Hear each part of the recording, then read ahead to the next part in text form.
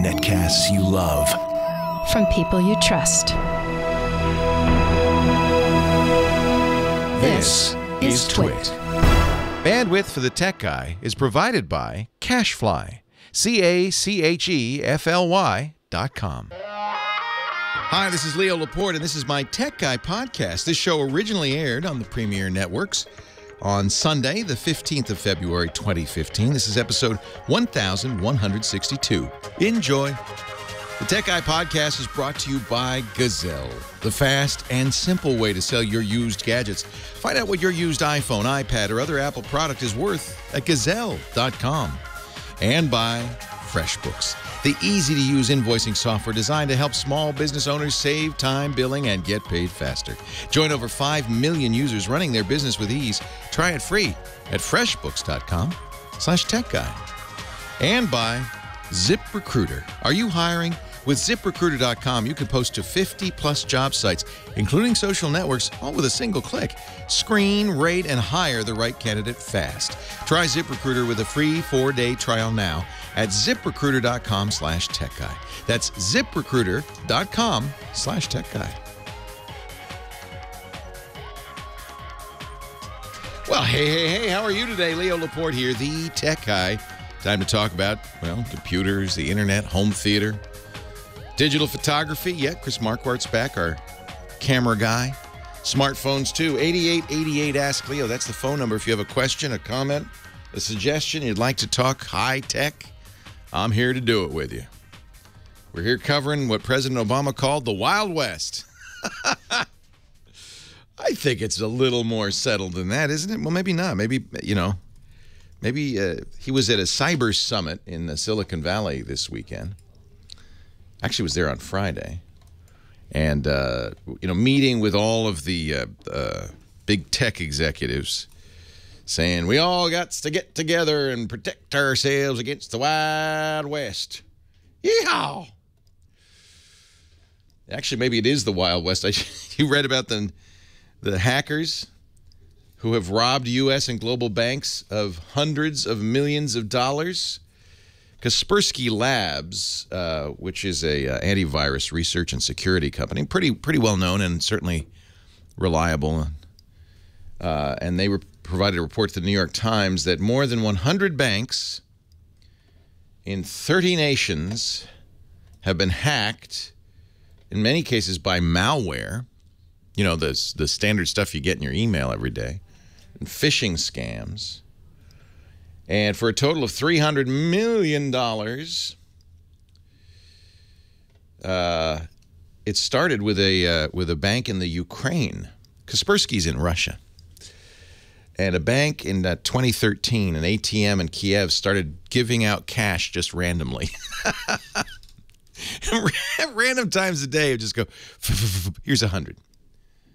Without a card or anybody in front of it or anything. Cameras showed that just piles of money would spit out of the machine, and then somebody would just conveniently happen to be there, walk by, and pick it up.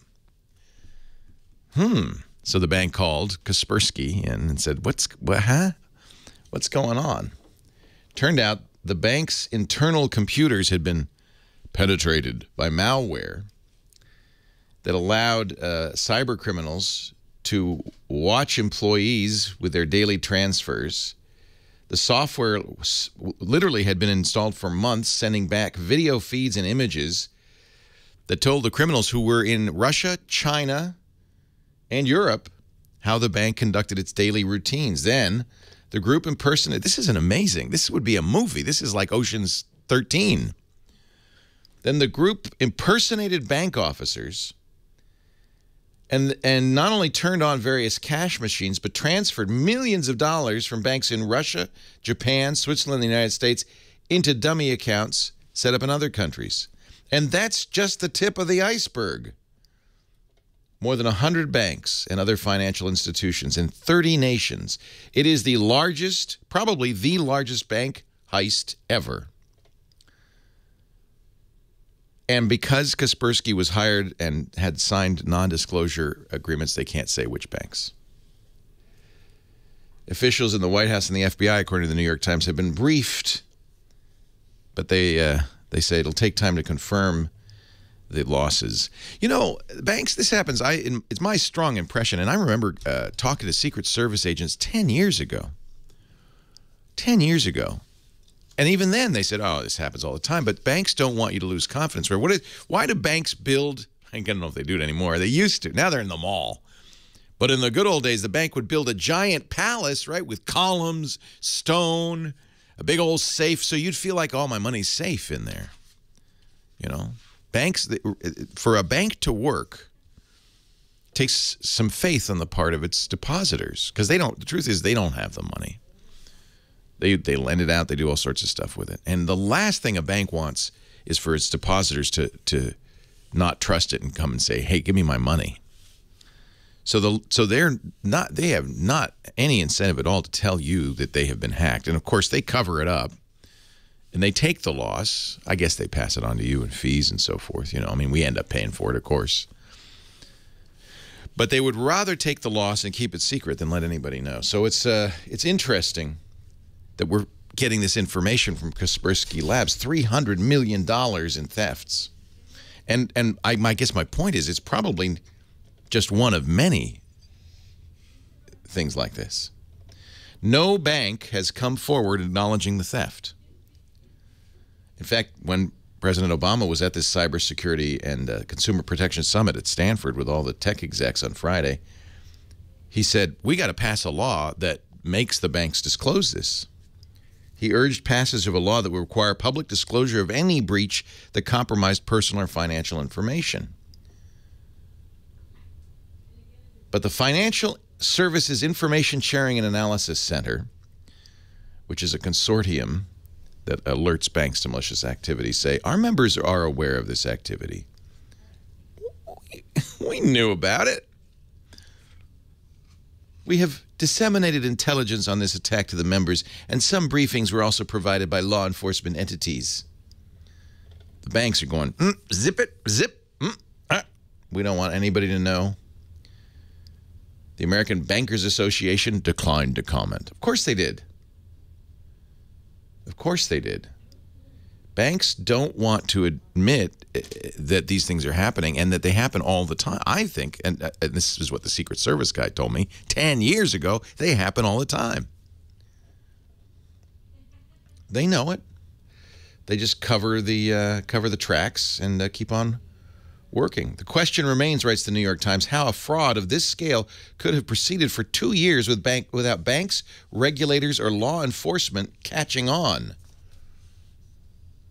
So how did it happen? The same way it would happen to you or me. The cyber criminals sent what we call spear phishing attacks, targeted, infected emails to bank employees, a news clip or a message that appeared to come from a colleague as bait. When the employees clicked on the email, they downloaded malicious code, and of course the hackers were in. Now, it begs the question, what? I mean, I would hope we have here in my little business with only 25 employees protections against that kind of thing.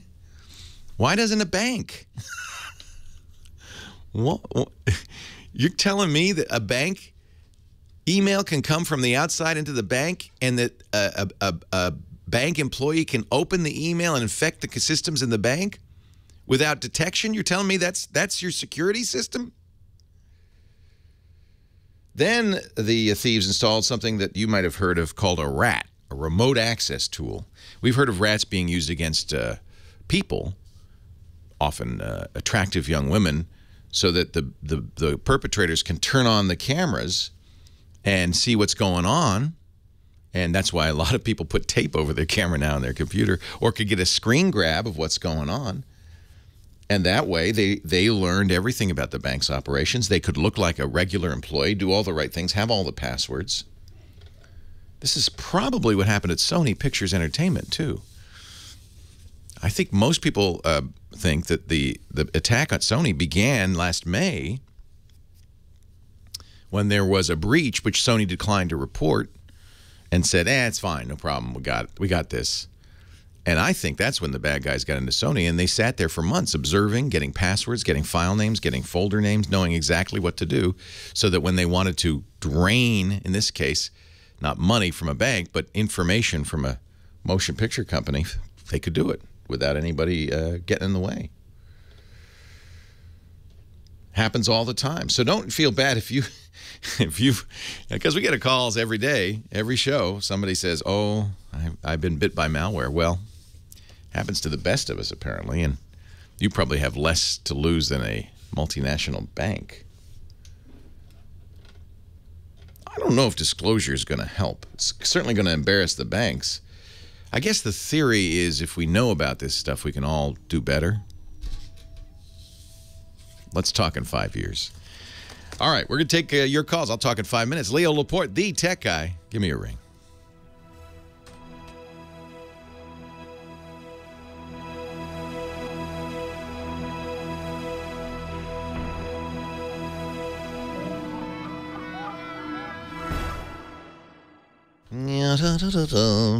I've told you before how much I love my Epson Workforce. Have I told you before? I think I have.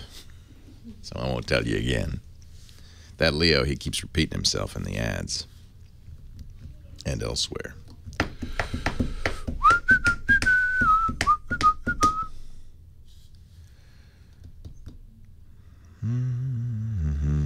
Yeah, it would freak your parents out. Wrinkle says disclosure. Or Pinky, I'm sorry, not Wrinkle.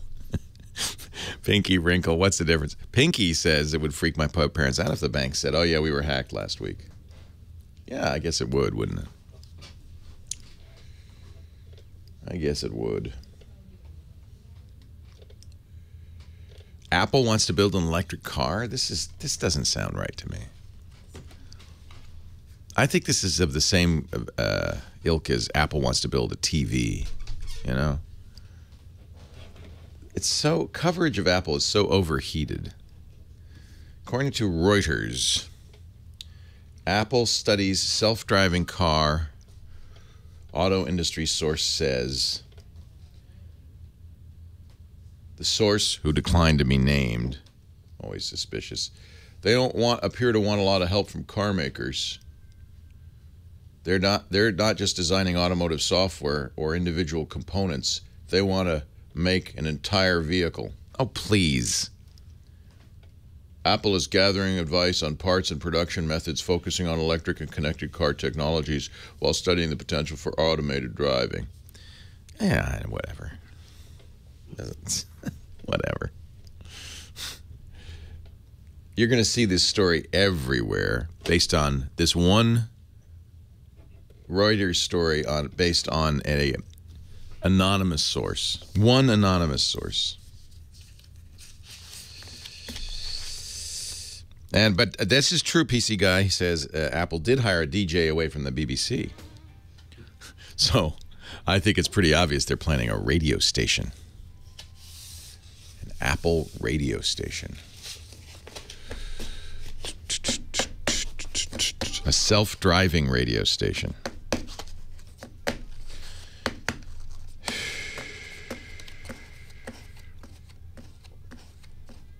Yeah, you know an Apple car would have the accelerator pedal on the left. Or better yet, one pedal that is both a brake and an accelerator. In the middle. If you push it forward, you have to strap your foot to it. If you push it forward, you go forward. If you pull it back, you brake. Simple. Easy. And you know what? What's with this steering wheel? That's not right. You should just be able to go like this. Left, right, pass. Oh, in fact, forget the pedal. Forward, back, forward, back. It's like a Segway. Just lean forward, lean back. If you tilt your body, you go left or right. You do that anyway, don't you? We think this is our best car ever. It's thinner than previous automobiles. 2 wheels, fewer flats.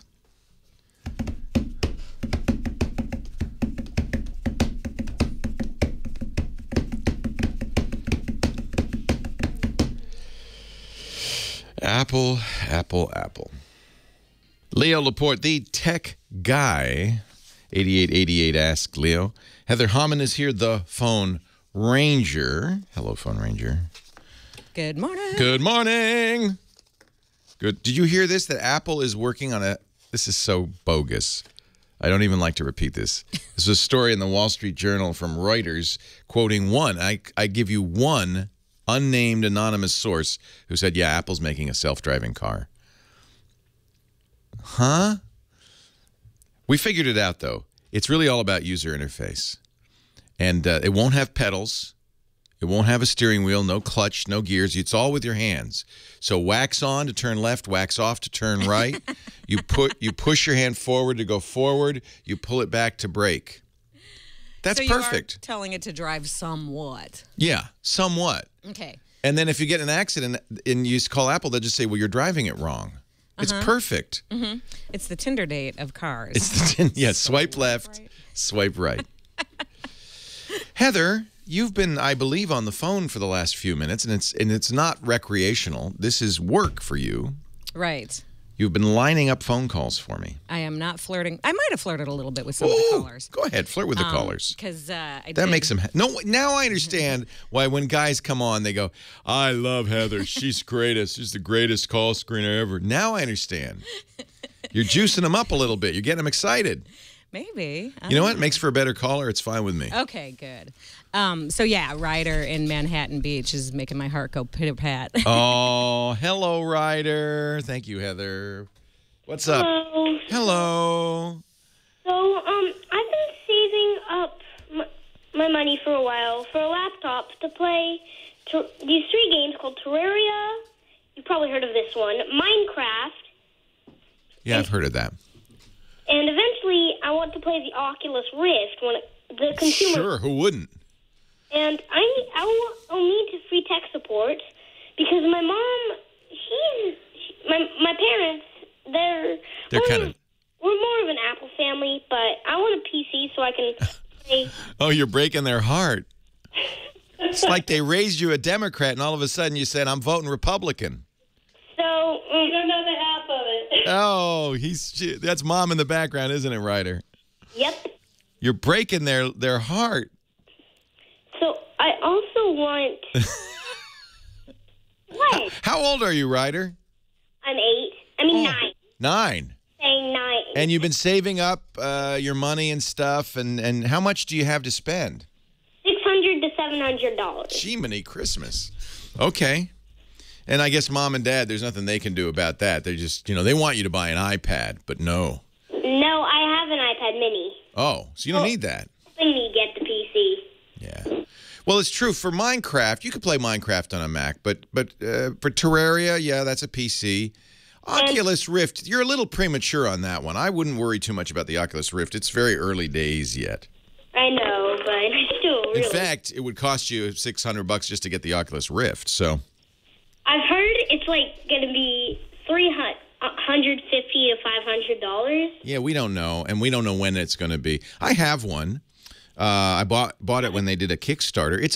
For those who are not as hep as Ryder, it's a virtual reality goggles that you put on. You do need to attach it to a computer, and then you can look up and down, left and right, and eventually you'll be able to play a game. Have you ever tried them before, Ryder? I haven't tried Oculus Rift, but I have tried the Samsung Gear VR, which is powered by Oculus Rift. Yeah, that's interesting because you take a Galaxy Note 4 and you slot it into some inexpensive, basically, holder, and it's kind of cool, isn't it? Yeah. Do you think you would, though, after a couple of days, you think you'd still use it? Yeah, totally. Okay. I think actually Microsoft is doing something that may appear before the Oculus Rift, believe it or not. They say this fall, called the HoloLens. Have you seen that? Yeah, but it's AR. Oh, yeah. And you want VR. I want VR. Well, here's why I like AR. Especially by the way, Microsoft, which owns Minecraft, showed this with Minecraft, is you can still see mom and dad. You can still see your Cheerios. But while you're having breakfast, you can also be building in Minecraft. Pretty cool, huh? Wait, so you could play Minecraft and Terraria and things like that? Yeah. But you're still, unlike Oculus Rift where you can't see anything, so your little brother could sneak up on you and smack you on the back of the head. You don't want that. I don't have a little brother or a little sister. Yeah, well, Don't be so sure of that. I think Mom and Dad want another Apple user in the family. So just, I would play that part down. Mom's blushing now. So I'm just teasing you. You know me. I'm just a tease. If you had a little brother or sister, I would be it. And I would smack you on the back of the head if you had an Oculus Rift. But see, when you're wearing the HoloLens, you can see him coming. Or your friend or your buddy or whatever. And so, yes, you can play Minecraft, and it looks like Minecraft, like you're building a castle, and it looks like it's right in front of you. But if you look left, you can still see the room you're in. If you look right, one of the things you can do is you can bend over with a HoloLens, look through the window in the castle, and see the room inside. Cool. Yeah. It's really cool. Here's what you should do is just Google HoloLens Microsoft, and they have a nice video demo, and you can see how it would be used. I am excited. I understand your interest in the Oculus Rift, and it is a different kind of thing because it's virtual reality that kind of takes over your reality. But I think augmented reality may end up being something even cooler. Nevertheless, the nice thing about this, if you buy a PC today, Microsoft has already said free upgrade this fall to Windows 10, which is a requirement for the HoloLens. The HoloLens actually is a Windows 10 computer. Wait, so all Windows 8.1 computers are a free upgrade? Yep. All of them? Yep. And all Windows 7 computers. Yep. So I also want. So what should I buy? I want Mom's whispering in his ear. Okay. one that's I want one that has from a place that has free tech support, like Costco or. You don't need tech support. You're smarter than the kid at Costco you're going to call. I know what you're saying. Mom and Dad are Mac people, so they're not going to understand you. They just don't understand. Mom needs tech support to keep up with this one.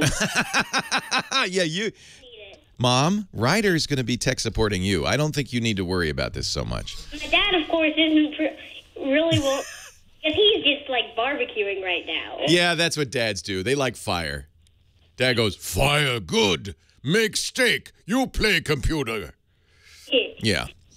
So, yeah, I'm a dad. I know that. So, I think, let's see, your price range is about right. There are lots of good choices. Did you think, Ryder, whether you want a desktop or a laptop? Definitely a laptop. Definitely. Something I can bring to my friend's house and still have time to play with them. Yeah. Well, the best PC laptop out right now, and I'm telling you, I have one and I am crazy about it, starts at $800, I'm sorry to say. But maybe Mom and Dad could kick in a little bit and help you out on this. Hang on, I'll tell you about it. In fact, it's going to make Mom and Dad jealous because it's like even better than a MacBook Air. It's like the coolest thing ever. But we'll tell you right after this. Leo Laporte, the tech guy. Fire, good. Me barbecue. You play Minecraft on your VR helmet.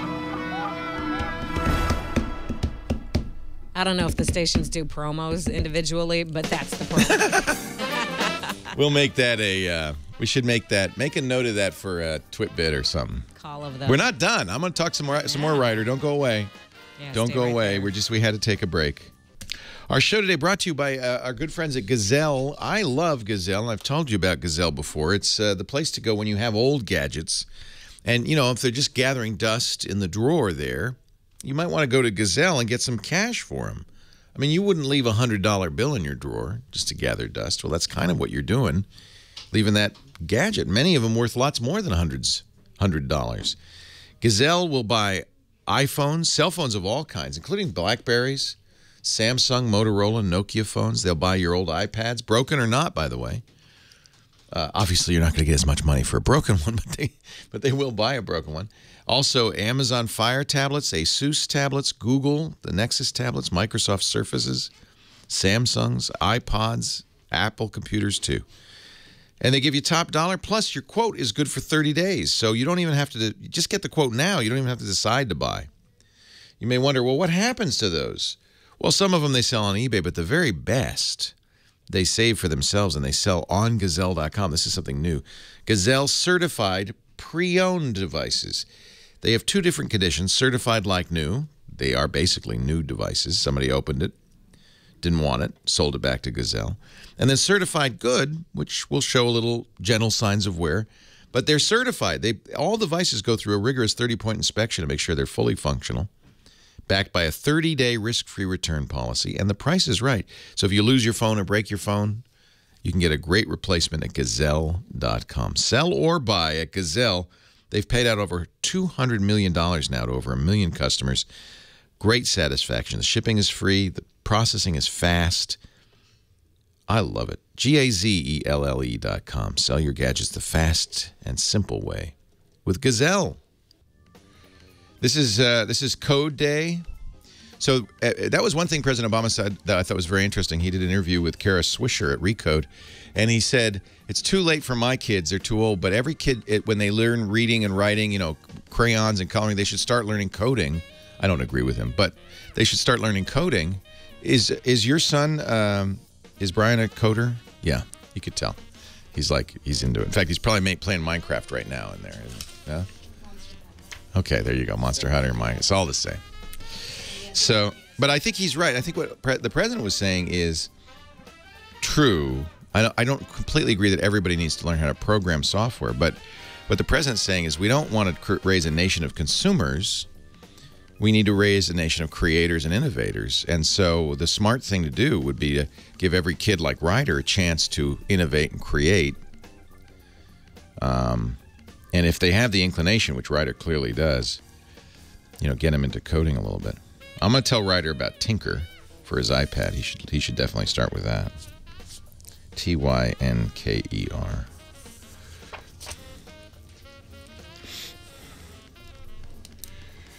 Yeah, and coding is problem solving. And I mean, that's one of the reasons they teach math, right? Everybody doesn't. Who's going to use math as an adult except maybe to balance your checkbook? Trigonometry? Never. But the idea is, the thinking's always been, well, it teaches you problem solving, logical thought, that kind of thing. And I think coding would do something similar. It's very much like, I mean, it should be part of an arithmetic curriculum, I think. Boolean algebra, that kind of thing, yeah. Scratch is awesome. Yeah, I know how it is, Ari. So I think that's the point, is that you can turn people onto this stuff, and then just let the kids who have some aptitude do it. But what I think is important is to encourage them to explore these areas. And boy, when you get a kid like Ryder, just write it. Yeah. No, Laura, I'm not talking about people who use trigonometry in their work. But most of us, calculus for me does not come up a lot in my daily life. It's pretty much addition and subtraction. I don't really even do long division in my daily life, let alone trig. Nobody has yet asked me for the sine or cosine of a curve. But if you were writing software with graphics routines, you absolutely do use that. The Canadian flag is 50 years old today. What is it? Of an angle, not a curve. See? I don't know what I'm talking about. It's the arc of a curve. The sine or cosine of an angle. Thank you. At least Jammer B remembers it. I bet you couldn't calculate it. Yeah, the button on the calculator. I know that one. Yeah. Would you ever have occasion to figure what is the cosine of that curve, of that angle? No. Yes, possibly. If you're doing like carpentry, maybe. Some kind of construction like that. Yeah. You build things here at the brick house. But you don't need to know the sign of anything. Possibly. Huh? Yeah. That kind of sign. No matrix manipulations here. I can invert a matrix like this. We do have slide rules in-house. I love slide rules.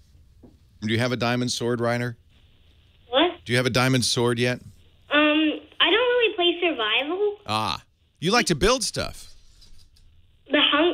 Yeah, but the hunger really annoys me. Yeah, I know what you mean. You got to go out, get food. Boring. I know. We call that grinding, when you have to kind of do a lot of stuff that doesn't really get you much. It's grinding. So you build stuff, huh? Yeah. Neat. I usually use mods and mod packs, but Sure. the mods and mod packs they're crashing the computer. Yeah, they're not very reliable because they're not written. See, this is why, Ryder, you need to learn how to program computers so that you can write reliable mods. Yeah. You are learning coding, are you? Do you do any of that? We do that at school. Good. A lot. Good. That's one of the things the president said on Friday. He actually did an interview with Kara Swisher, my friend Kara at Recode, and he said that it's like reading, writing, arithmetic. In fact, it's really part of arithmetic now. People should learn the logic of computer programming as part of their education. I think you're in, what grade are you in? I'm in 3rd. Wow, and you're learning coding. That's awesome. Mm-hmm. That is really great. We've been trying that. I mean, people of a certain age remember logo and turtle graphics, and you put the pen down, and you turn left, and you go 3 steps and stuff. So there's a program I'm going to recommend. Mom, listen up. It's for your iPad called Tinker, Tynker. Yeah. Great program for teaching coding to kids Ryder's age. And actually, it'd be good for you, Heather, too. Anybody, any age. I love Tinker. It's really fun, but it actually gets you pretty far down the road on that. I would say, Ryder, well, okay, so if Mom and Dad are willing to kick in a little bit, I think the Dell XPS 13, the new 13-inch Dell, is beautiful. It might even make an Apple user kind of jealous. It did me. It did me because it's kind of, and I think the next MacBook Air will look a lot like it.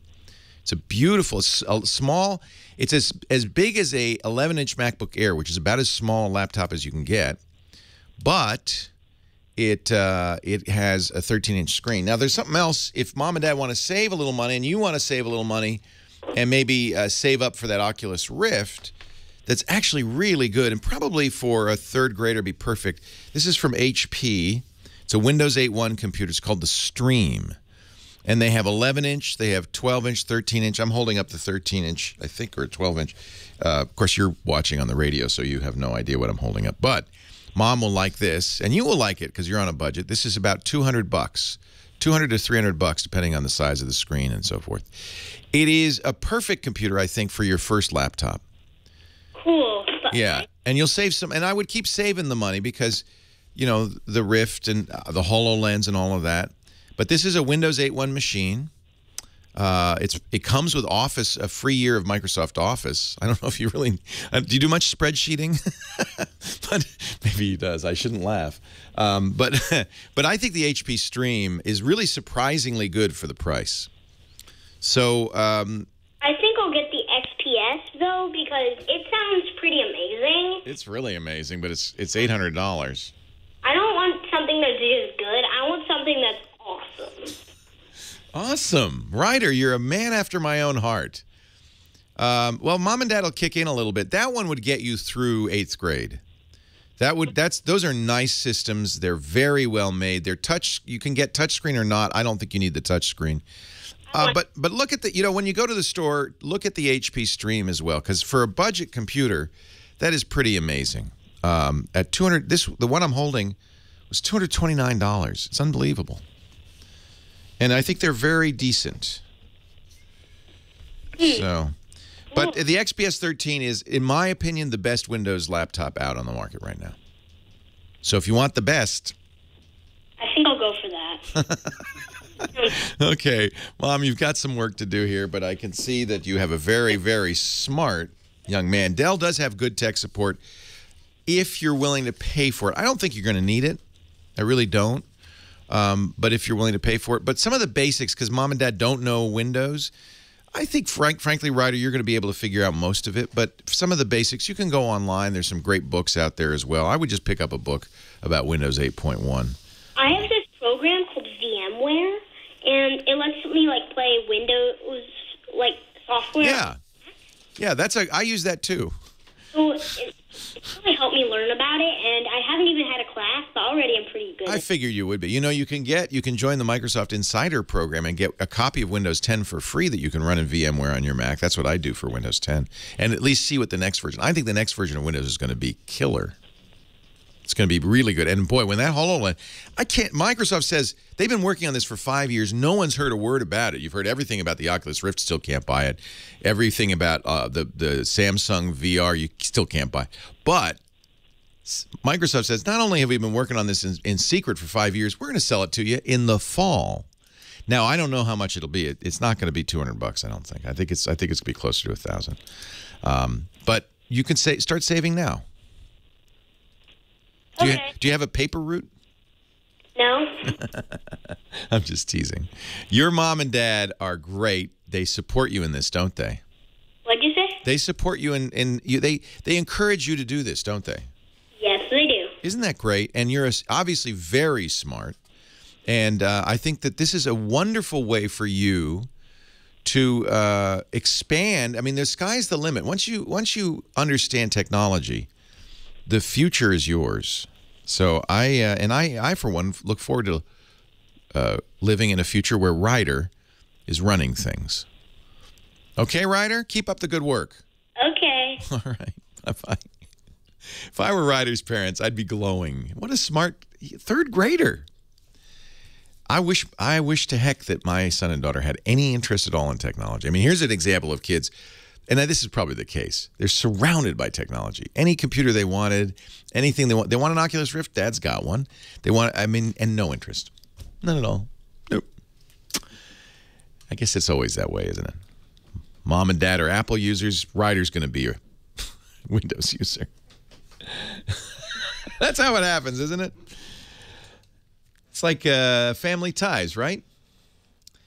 Jamie in on the Penn Turnpike. Okay, Jamie, drive carefully. Hi, Jamie.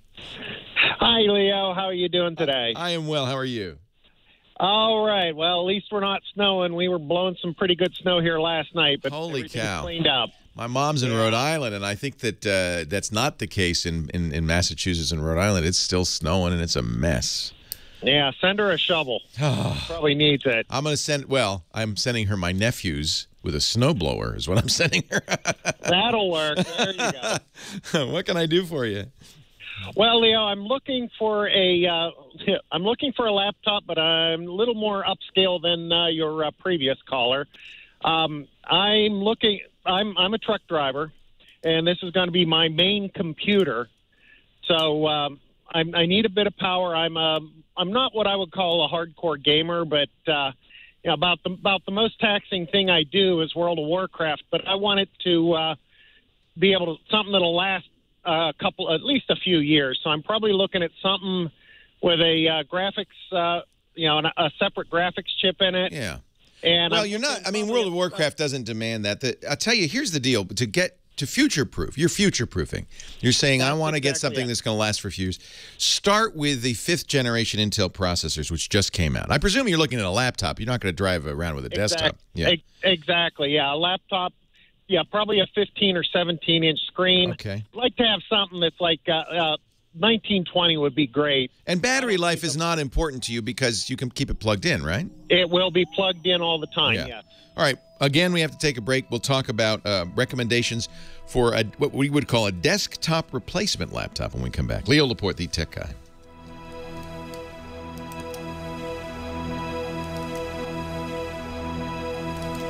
Actually, Stoic Squirrel, there's a great article I just read. Where was that? Tinker spelled Tynker, Rusty X. Tynker. It's actually a really awesome. I'll show you here.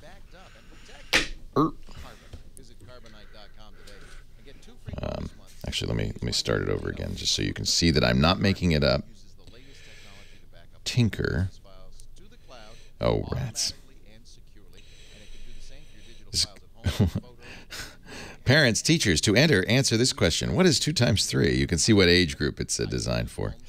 So it's really great because they can play a game, but really it's about programming for that game. So here we'll do a sample kit. So they literally write the software that makes this game happen.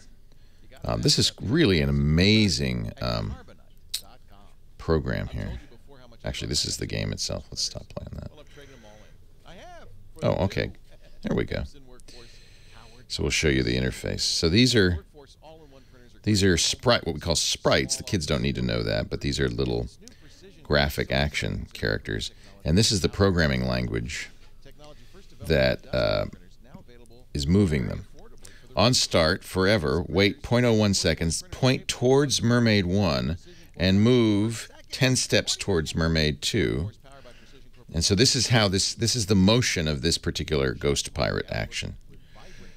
When actor touched, in other words, when there's a collision, set diffusion effect to 30, glide 1 step to 0, 0, in other words, disappear, wait 3 seconds, and then set diffusion effect to 0.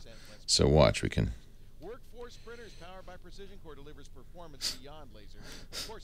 I don't know what's going on. I would have to read all the code to understand that. But so this is the game already. It's kind of got some stuff done, but of course you could start from scratch. So that's kind of what the programming language looks like. I think this is a little advanced for a third grader, but in fact, it's a kid like Ryder, probably not. What's interesting is the interface is almost exactly like MIT's App Inventor, which is aimed at college kids and adults. So there's kind of a logical way to go with this. It is coding, Ari, but it's coding where you don't have to type. You plug in pieces. And actually, I'm using App Inventor, which works exactly the same way, to write an app for myself for an Android phone for the use in the radio show. Yes, sir. Yeah, if Lisa's going, yeah, I'll have I have the usual, which is that cup of chili and then the...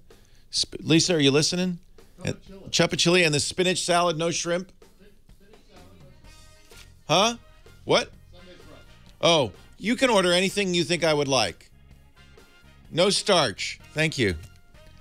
Thank you, sweetie. Now, you got to think, how did Bill Gates get started? His mom, when he was in high school, at the very fancy Lakeside School in Seattle, and he's my age, so this would have been in the late 60s, early 70s. His mom and the other moms got together, and they raised money with cake sales and stuff to get a terminal in the school that would tie back to the time-sharing computer down the road. And it was a teletype, so it's paper and all that. And he learned to program on that. And that was the beginning. I'm not saying it's about becoming the richest man in the world. Leo Laporte, the tech guy, 88 Ask Leo. We've been talking to Jamie, who's sliding down the Pennsylvania Turnpike. What do you have in the back there, Jamie? Oh, I'm pulling for one of the big red big box stores. You know, the one with the circular logo. I know which one you're talking about. He's got a little bullseye on his back. That's it. So, you know, every trucker I talk to has a pretty nice, pretty sweet setup if you're doing long haul, because a computer can do so much for you. And all the truck stops have internet, and everywhere you'd be would have internet access, although 3G and 4G access in a lot of cases is probably better these days. Generally is at a truck stop, yeah. Yeah, there's so many people using it, and the truck stops haven't really updated, so they have a limited amount of bandwidth.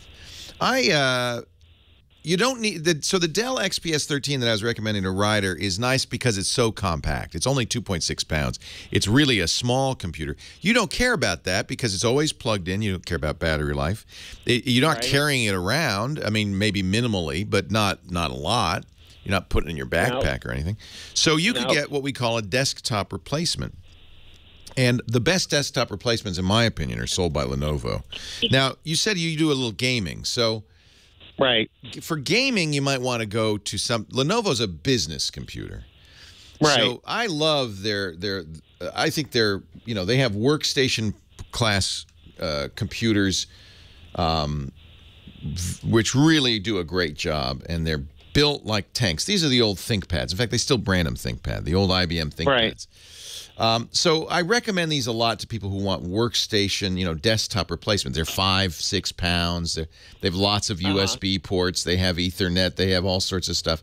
And you can get them with the latest processors. You can get i7s. You can, you know, I mean, these are, and they're big screens and all of that stuff.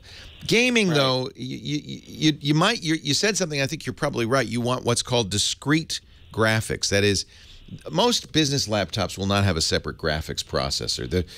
This one, the one I'm looking at, actually has an NVIDIA Quadro, which is a pretty good graphics processor. Right. And that's Lenovo. This is the W550. It starts at $1,259, $1,259, and is a pretty robust. Has good sound and everything. You can it has noise canceling dual HD microphones, so you could probably actually, without a headset, use this while you're driving down the road. These are pretty robust systems. For gamers, often I recommend Alienware, which is a Dell gaming brand. They make higher end laptops with. They're more expensive because there's a lot of styling involved, but they have higher end graphics processors as well. This one in the Lenovo is not bad, I have to say. Yeah, I was looking at the Lenovo Y50 and Y70s. Yeah, they're gaming. Yeah, systems. Yeah. I think Lenovo you're gonna be very happy with. They're a little more they're a little more pricey, but yeah, they're gonna give you even better gaming performance. Actually, I guess they're not. They start at $1,000. So they're not. Yeah, I've seen the base Y50 at around $800 yeah, that's online. Pretty amazing. Yeah, and these have NVIDIA GeForce cards. Those are more of the gaming graphics cards. Yeah, I would strongly recommend that. One of the reasons I like Lenovo is they're really pretty tough. Right, and that's what we need. You bet. In a truck, everything breaks. I would look at getting SSDs. I don't know, absolutely. Yeah, you don't want to be joggling around a spinning hard drive. Any moving parts, bad idea. Right. And SSDs really speed things up. Right. Yeah, the internal would definitely be an SSD. Yeah, if I need a bulk drive for watching videos and such, yeah, I'll have an external on the USB. I think the Y50 is an excellent choice. I appreciate it. Yeah, thanks for the call. Enjoy it. Drive safely. Thank you. 7-3's Leo. Oh, he's a ham too. 7-3. Take care. What's your call sign, Jamie? November 3 Echo Oscar Papa. November 3 Echo Oscar Papa. And I'm Whiskey 6 Tango Whiskey Tango. Good to talk to you. Yep. Talk to 7-3. you, Leo. Bye-bye. Bye. John in Austin, Texas. Leo Laporte, the tech guy. Hi, Leo. Love the show. Thanks for taking my call. Thank you. Just had a quick question. Last year, went to the UK, got a inverter at one of the stores, and our converter, it almost blew up my laptop. So I'm just wondering... Most laptops do not need inverters because laptops are made for a global market. So you can look, if you look on the brick, it'll say 120 to 240. So most of the time, all you really need is a plug converter. Yes, that's what I meant. My apologies. You don't need a transformer because the power is fine. It can take the voltage. So what do you recommend for traveling for, like I'm going to be going to Spain this year and just to plug in there so I don't I just, you know what? In fact, you can get it at the airport. Brookstone sells them. A lot of people sell them. Just a travel adapter. You do not need a converter. So the point here, folks, is that in the U.S., most power is 110 volts nominally. But you travel overseas, it could be as much as 220 to 240 volts. And you don't want to plug in an American appliance into 240 volts, or you're going to see quite a spectacular little display of fireworks in the bathroom. But the good news is, in most cases, certainly with all laptops, but you check the brick, and many electronics devices, if you look, it'll say 110 to 240. It'll handle the voltage just fine. Sometimes there's a switch, usually not. And so the only thing you need is an adapter because the plugs in Spain don't look like the plugs in the U.S. And it's not. There's no electronics in it. It's just a different. It's an adapter. So there's not like one better than the other. They're all the same. I don't think you're gonna have any issues at all. I have blown out power in many a country by attempting to plug in 110 volt devices into 220s. So I have learned my lesson. Last year we went on a trip. We started. Let's see, how many places did I blow out? We started in Venice in a hotel that was made out of a 1,000-year-old monastery. So I figured the power wasn't real good. Plugged in, the whole room went dark. I had to call the engineer, and he said, "Oh, okay." And then we got on the boat. It was a cruise. Same thing. Had to call the engineer. He said, oh, okay. So I threw that device out because I think that was a 110 only device. You're not gonna. You might short things out because you're unusual, but I don't think you're gonna cause any major problems. Don't recommend it. Let's put it that way. But a simple adapter is fine. In Spain, I can't remember which one they use. I think they use there's just kind of a standard year. England's very different. It's got a weird looking squarish thing. I think in Italy, Spain, France, they're all the same. It's kind of a rounded dual plug. If you can get a ground, do. But a lot of times the older plugs don't have grounds. Well, thank you. Yeah, you're welcome. I don't think it's going to be a big hassle, but always, this is my mistake. See, I assumed, I'm sure it's electronic. It was a battery charger, I think, or I can't remember what it was, but I think it was for a camera. I just assumed, this is going to handle 220, no problem. Always look. It's in the fine print. You might need a magnifying glass, but it's on every device. You'll see it in very fine print, the voltage it can handle. And maybe you'll need a magnifying glass to read it. I'm looking at one here. This is a 1+1 USB charger, even that. And it says 110 to 240. You want to make sure of that. And then you'll have to get a little bit of a physical adapter to marry the plugs. Ground is a little bit different. Yeah, Surf's telling me Spain uses the standard European 2 round plugs. You can get an adapter that will do all of them, or you can get an adapter kit. Many laptops, in fact, Apple does this very nicely. Apple has an international kit that you just snap on, and you can snap any plug onto it, and it makes it just like it's, and that's all you need to do. So, not a big deal. The Euro plug, it's called. Is it really, or are you pranking me? Is it? That's what it's called. Debbie, Calabasas, Leo Laporte, the tech guy. Hi, Leo. Hi. I have a ancient Windows 2008, originally Vista. I upgraded it to in 2009 to the Windows 7. Good. And yes, and that was much better. Yeah, you're pretty modern. Yes, exactly. And I did like what you talked about, getting a new laptop workstation replacement. Yeah. But I was going to wait, I thought, until fall when they came out with... No, you don't have to. Okay, that's what I... You don't have to. Microsoft really wants everybody to go to Windows 10, and you know what? Anybody who's gone to Windows 8 is probably also saying, I can't wait till Windows 10. Windows 10 is to Windows 8 what Windows 7 was to Vista. Okay. It polishes it up, it fixes it up, but any machine that can run Windows 7 or Windows 8 is going to be completely capable of running Windows 10, and Microsoft has promised for people running Windows 7 or 8 that the Windows 10 upgrade will be free. You will free forever. Leo Laporte, the tech guy, for the first year. I should explain. They said free for the first year, and it's like, well, what does that mean? Do I have to pay after a year? It's not what that means. It means you have a year to upgrade, and it will continue to be free. You will own Windows 10. So no reason to hesitate buying a computer today. Any computer you buy today will have a free upgrade to Windows 10 in the fall.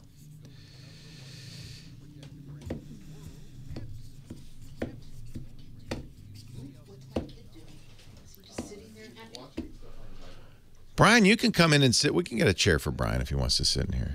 He's happy. He doesn't want to be in here. He did this last time, didn't he? He sat in? Okay.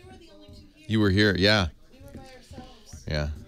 It wasn't really a major holiday weekend, I think. Yes. It was Martin Luther King weekend. Yeah, it was quiet. You know, it's hit or miss. Yesterday there was nobody here.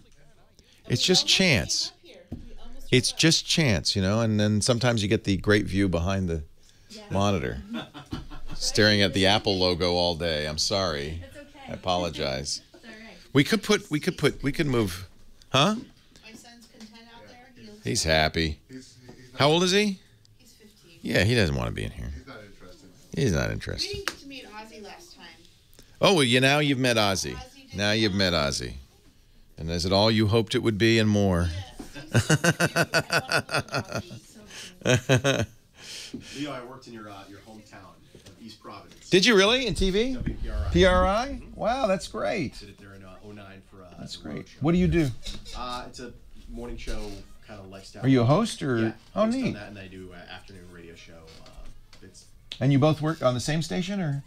She's formerly in TV news. Yeah. She's a competitor? No. One day. I freelance here and there. Are you glad to be out of TV news? No, I'm thinking about getting back. You want to get in, some way. back I'm in? in PR now, but I do social media and video production. Oh, neat. Oh, that's cool. That's a hot area to be in right now. I mean, that's you're in demand. Yes. Yeah. Good to have the skills. I discovered I can't do anything off camera. I just have to be on camera. So, I've tried. I've tried. I get bored. I took a job when I was 30. I thought, I really should grow up and not be in radio, but have a real job. So I took a job at a startup as a marketing director. And I was so freaking bored. For 3 months I did it. And I would stand up and do comedy routines in my cubicle. Because I was so bored. And so I finally realized, I think this is all I can do is be on camera. So. Your New Year's Eve special is just like... Was that fun? Oh my God. You enjoyed that? If I could have gotten up here, I would have... Oh, it was a crowd towards the end, like the evening, New Year's Eve evening. I mean, it takes me 2 It was hours to get up here. it was jammed. And it was so funny because we had a movie star in here, and I didn't know she was a movie star because she was a Bollywood movie star. But I've since found out she's like a major Bollywood star. She's kind of, Marilyn Monroe got in your... Wasn't that funny? And pressed my face into her bosom. She did. She pressed my face into her bosom. And I'm going... Yeah, that was not so fun. And Lisa every day says, I see your tattoo. I said, because I don't see it. It follows me everywhere, but I don't see it. It's the tiniest tattoo I've ever seen. I didn't know you could make a tattoo that small. Why did you shave your head? It was for charity. So we raised money for UNICEF. We did like a Jerry Lewis style telethon. And our original goal was 20 grand. And so I thought, well, I'd like to do better. So if we get to 40 grand, I'll shave my head. And you know what? If we get to 50 grand, which I thought this will never happen, I'll get a tattoo. I'll get the Twit logo tattooed on my butt. And we got to 75 grand. Did it end up going... last I saw it was 70. Well, there was if it was 70 in cash, there's another 12 or 13,000 from the auction. So I guess it's over 80 grand now. Yeah. UNICEF was very happy. It was fun. The tattoo artist is funny because it was midnight New Year's Eve, and he was at home and, at partying or whatever. He wasn't partying, but he was at home. And we had been calling around, and we said, we'll give you $500 to drive up here. And so he did. And so then they told me, no, you have to have the cash and give it to him after he tattoos you. And I said, okay, I guess there's some etiquette or protocol. So I gave him the cash, and then he said, oh, this is for charity. And he gave $350 back to the UNICEF, which was pretty awesome. Oh my God. So I highly recommend this guy. He was very nice. What's his name? I'll go. What would you get tattooed on? Do you have any tattoos? You don't have any tattoos. I don't. No. Probably a bad time to start. I wouldn't start now. That's why it's weird that I did at 58 get a first tattoo. And I've been telling my kids for as long as they've been around, don't get a tattoo. It's a terrible idea. Not a good role model for my children. It's literally the size of a dime. It shouldn't bother. It looks like a strange mole. It shouldn't bother anybody, but it does bother Lisa, but she's the only one who sees it. I don't even see it. Poor Lisa. Poor Lisa. First the hair. What was the name of that guy, the tattoo artist? He's up in Santa Rosa. They were great. Lisa would know. Because we don't want to continue recommending them. So if you are going to get a tattoo, and I suggest angel wings on your back about yay big. Yeah, that's never been done. Yeah. Sorry for everybody that has them, but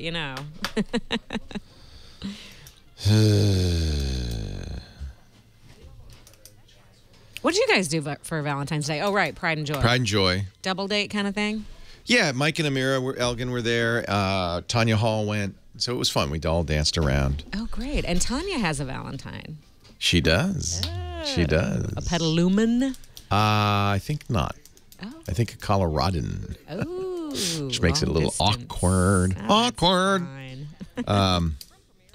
I figure the further away they are, the better. Yeah. Maybe.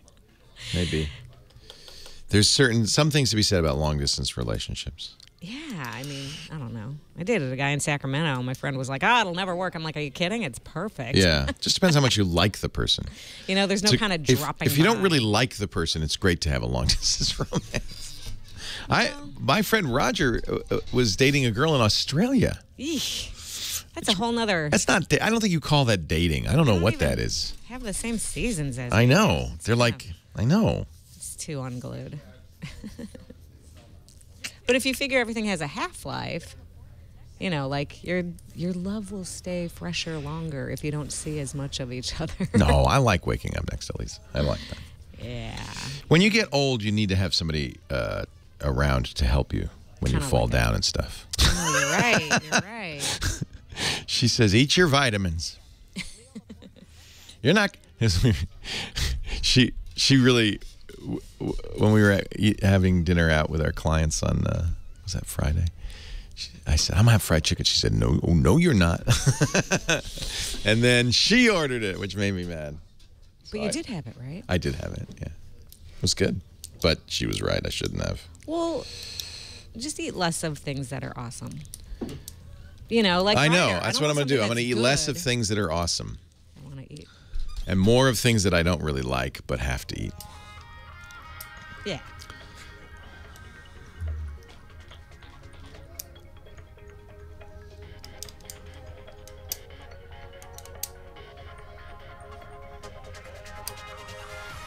Yeah, next year I'll get a face tattoo. That'll be good.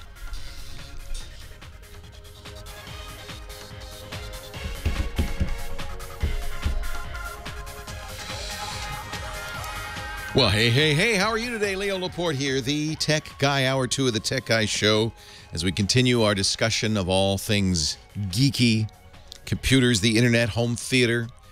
Our camera guy, Chris Marquardt's back. He's going to join us in about half an hour, talk about digital photography. One of my favorite hobbies. This is a great hobby to get into for anybody because it's so accessible now. It used to be, and I when I was a younger fella, had a little black and white dark room, and I would roll my own film, and it was really cool and fun. But it's even if you do it all, and you have to do that to save money, even if you do it all yourself, every shot costs you something. Every picture costs you money. And of course, if you're not doing it all yourself, it's like 50 cents every picture. So you're less likely to shoot stuff. And you're less likely to do what I think really makes a difference, which is take multiple shots of the same thing or many angles or, just play with it a little bit. But digital photography completely changes the cost equation. All the money's up front, buying a camera and lenses, and you can spend as little or as much as you want. And then the shots are free. Take thousands a day. It's okay. And I think as a result, you're seeing amazing photography. Because the real trick to becoming a good photographer is, taking pictures and looking at them and seeing what worked and didn't work, and then going out and getting better. And the more you can do of that, the faster you can iterate, the better you'll be. That's the old thing Malcolm Gladwell says, it takes 10,000 hours to become an expert at something. I'm not sure I agree with him, and I think there's research to show that he's wrong, but the idea is kind of there, that anybody can be expert at almost anything if you do it enough, if you practice it enough, and practice it mindfully. So instead of just doing it over and over again, look at the pictures you get and say, what worked, what didn't work? Why do I like this one and not that one? Get feedback from your friends. That's another thing the internet's made very easy to do, is post your images on Flickr or nowadays Instagram, and solicit comments. And people say, I like this one, don't like this one. Even just putting something on Instagram and seeing which ones get the most likes helps you refine your photography. So it's a good time I think photography is exploding, becoming really. And the other thing, and my friend Trey Ratcliffe, who's a professional photographer, said this to me. He said, because of Instagram and Facebook and all of these new social media that encourage sharing images, we've gone back to, in a way, being a less verbal, more image-focused society. We're all learning to communicate with images and imagery. And that's kind of an old-timey, like tens of thousands of years ago, way of communicating, and it's an interesting slice. Yeah, maybe we don't communicate as well as we used to, given the acronyms and the texts and so forth. Maybe we can't write as well as we used to, but we've become very adept at expressing ourselves through imagery. Kind of a change in our culture. It's going on. That's why I love this subject of technology, because we're watching everything change before our eyes at a fairly rapid clip. Some of it's good, some of it's not so good, but it's all fascinating. 8888 Ask Leo. Jerry in Corona, you're the next caller. Hi, Jerry. Leo Laporte, the tech guy. Hey, Leo. I had a question about iTunes. Yeah. Yeah, I was on the phone forever with Apple, and they weren't much help, but I got all kinds of duplicated music, and like, for example, like one, there'll be like a greatest hits album, and half the songs will be in one location. Yeah, I hate that. Yeah. And then I heard yesterday on the show you were talking about Media Monkey, and I looked, but from what I understood, and I could be wrong, was that only for Windows? It is. It's Windows only. Yeah. Do you know of an app or anything, like a third-party type deal I could use to try to sort through it? I do. There's actually quite a few. So, because this is a common problem, what's unfortunate is, and this happens on Windows too, when Microsoft puts out a program that comes with Windows, people are less likely to make a competitive program. Same thing with Apple and iTunes. iTunes killed all the third-party music players, music organizers. There were a lot of them. And then Apple comes out with iTunes, and it's like, well, I can't compete with Apple. So in a way, it's kind of a mistake for a company like Microsoft or Apple to come out with a program, because it discourages development in other areas and other arenas. Although iTunes does such a bad job of cleaning up music that there are a number of very good choices that aren't players. They're not designed to do what iTunes does. They're designed to do exactly what you want, which is to find duplicates, to find albums that are broken up across several places, to get album art fixed, because there are databases out there where you can look up an album and get the album art, learn what the tracks are. Some will even rename the tracks. In the days when people downloaded music from Napster, I confess, yeah, we're all raising our hands here. You'd get files that were just kind of randomly named. Sometimes somebody would name them with, album, track, artist, title. Sometimes it'd be track, album. It'd be all over the place. So there was a real market, I think, for these cleanup programs.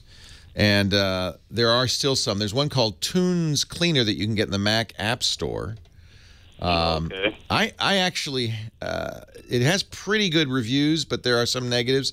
I would read the reviews first, and just understand that any one of these programs runs some risks. So back up your library as is first, then run the program and see what it does, because sometimes it'll clean up things and sometimes it'll mess them up. Chat room, do you have any recommendations for a good program on the Mac side? For Media Monkey does do this, and it does, I think, a very good job. Music Brains with a Z, J.C. Calhoun. I remember that one. Musicbrains with a Z.org is a good choice too. There used to be a whole lot more of these. But I think one of the problems with them is you use them once, and then you're kind of done. Yep.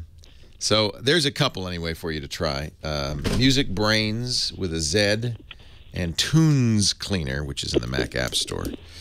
And let me know, would you? Because I haven't used any of these, and the one that I used way back is gone now. So let me know if you find one that really does the job. And chat room, and anybody listening, one thing you can do, and I encourage everybody to do this, when you hear me talking about something, and we're looking, in this case, for more suggestions for programs that do this, our website is a great place to go. If you can't call in or be in the chat room, go to techguylabs.com anytime. What we do is we take each show, we divide the pages up into show by show, and then hour by hour, then question by question. So the first question in hour 2, for this show, for the February 15th show. You'll see right there. In fact, after the fact, like in a couple of days, maybe even tomorrow, we'll have audio and video there so you can see the question or listen to the question, see the text version of the response, but there's also a comment section. And it's very helpful. And people have been doing this. If you comment, if you say, hey, I tried this, it didn't work, I tried this, and it did work, you can even contribute by voting comments up and down. We let you do that too because we want the best responses to appear at the top. That's all free, no sign up needed, no subscription fee. TechGuyLabs.com.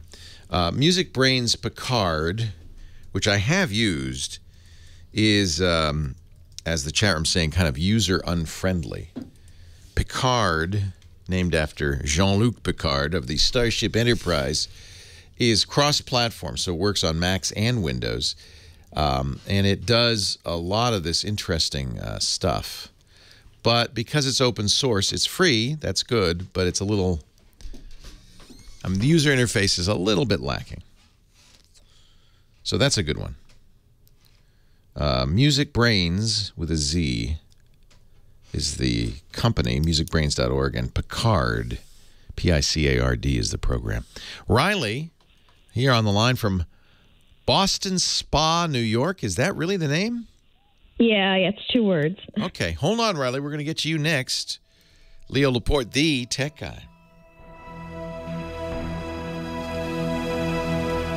I used TuneUp. Is it still around? I thought it was gone. I remember seeing them at Macworld all the time.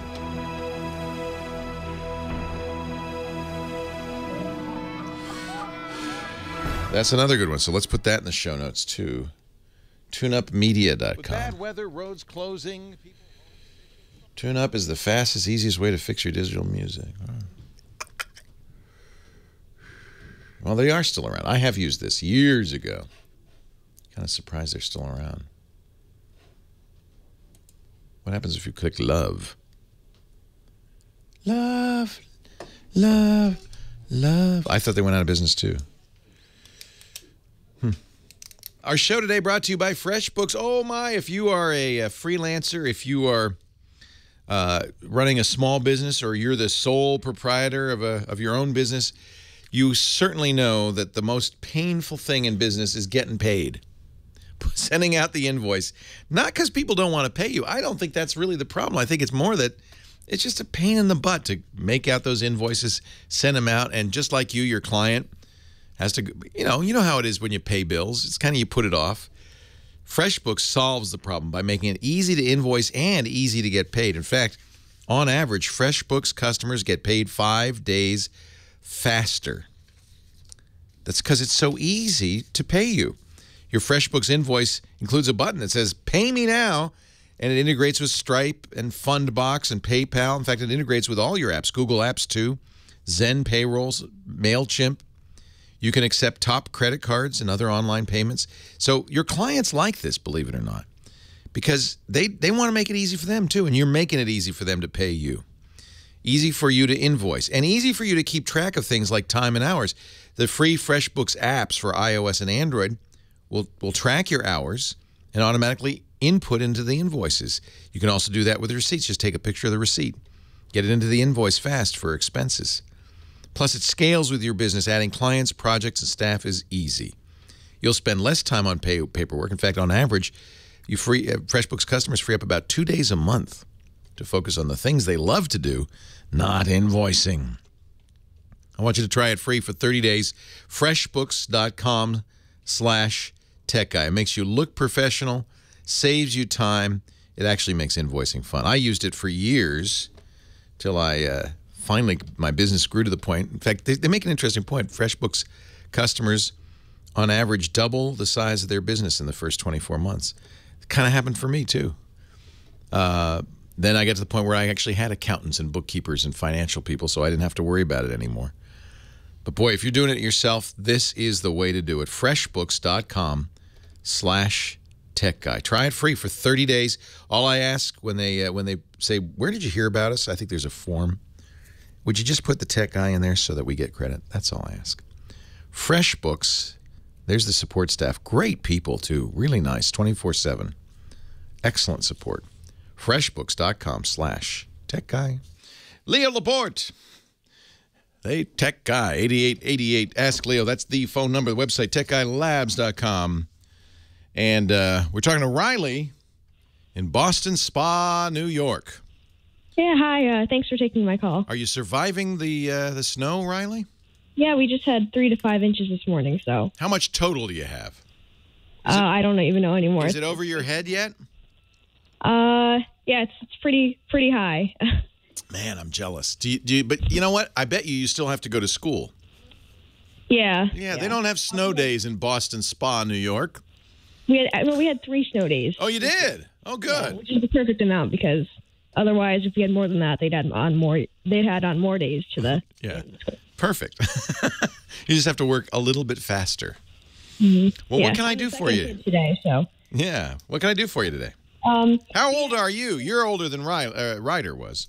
Yeah, I'm 12 years old. 12 years old. Okay.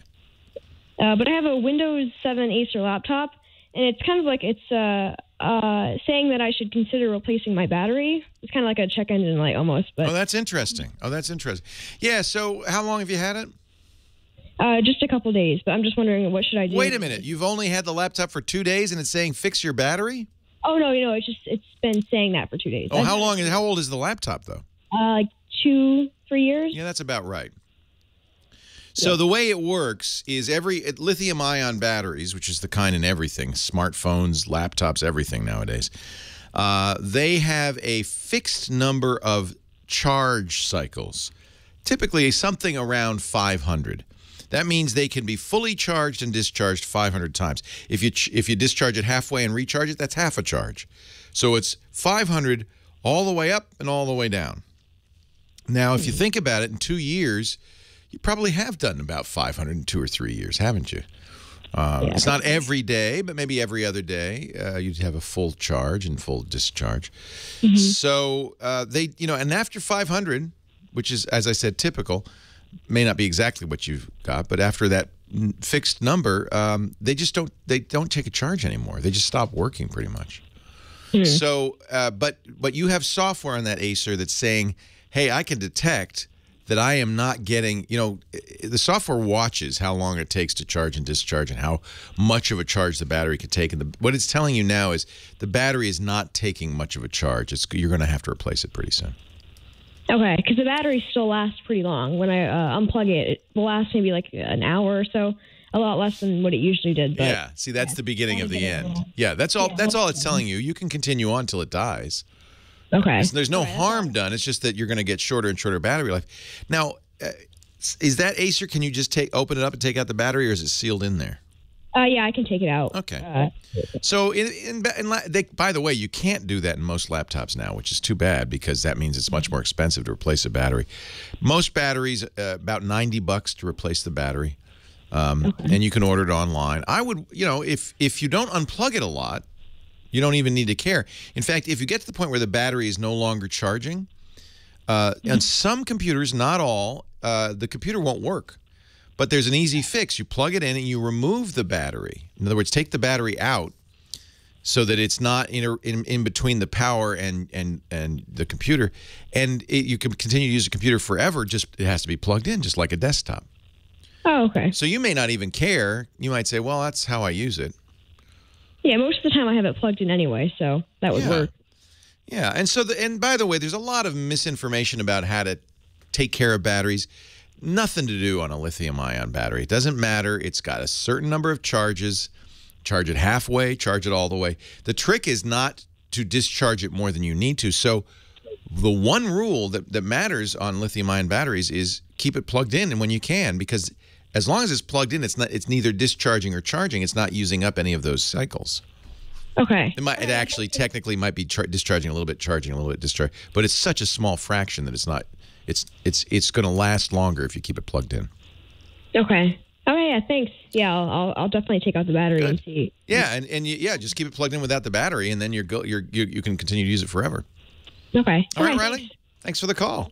Okay. Nice to talk to you. Appreciate it. Yeah. One other. Pardon me? Oh yeah, I love watching Twit and everything. I'm a long time listener. Riley, I love you. Are you going to be a tech guy when you get out of school? Oh yeah, that'd be fun. What area are you most interested in? I think my dream right now is starting a technology, starting a startup, I guess so. Yeah, well, you know what? Most of the people in your generation, I bet you that's what they do. We're already seeing that. Kids get out of college.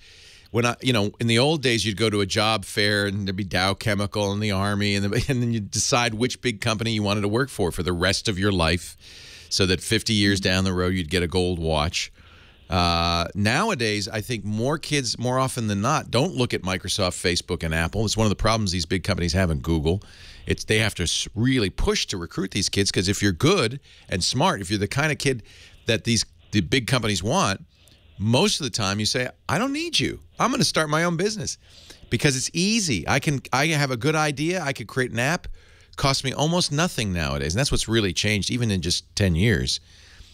I remember when my friend Kevin Rose was starting Dig, which is a very successful startup website. I remember he was so excited because he bought his first server in the colo. It was very expensive, and he had to go get funding, venture capital, very early on, because in order to serve a very popular website, you had to have a lot of bandwidth. You had to have a special colo. You had to have lots of hardware. Nowadays, you just rent it from Amazon or Microsoft or Rackspace or one of 100 companies, and you pay only for what you use. It's very, very cheap. Companies like Facebook, Microsoft, and Apple all offer free development tools and back-ends, so you don't have to pay a lot of money for that. To start an app company or a software company or a website nowadays, coming out of college, you can afford it out of your pocket. You don't need to sell off 20% of the company to venture capitalists. You can do it on your own and grow it, make it work. Then you're going to get a much better deal from the angel investors and the venture capitalists, because they're going to see you've got an audience, you've got a product that works, you're doing great. So that's why a lot of kids, even today, coming out of school, if you've got smarts, an idea, and the skills to pursue it, there's no reason to go to work for a big company. Do it yourself. And by the time you get out of school, 8, 9 years from now, I think it's going to be even more the case. Sky's the limit. Ryan, Los Angeles, Leo Laporte, the tech guy. Whoops, let me go to Ryan. Hi, hey. Ryan. How you doing? Good. I'm doing fine. Hey, I want to say a couple of things. Like, hey, will it apply for the Surface to update to the Microsoft 10 thingy? Whatever that you mentioned earlier? Yeah. You have a Surface? You have a Windows 8 Surface? Yeah, I use it for school. What you can't use, what you won't be able to do is a Windows Surface RT. If you have a Surface Pro, do you have a Surface Pro? Nope. It's just a regular Surface 2. It's a Surface 2. That's all right. It's running Windows 8, though. Yeah. Yeah. The upgrade will be free for you. I got to clarify this because Microsoft didn't say it very well. They said for anyone running Windows 7 or 8, you will be able to upgrade free for a year. That means you'll have a window of a year to which you can upgrade to Windows 10 for free. And it'll be free forever after that. So, yes, Leo Laporte, the tech guy.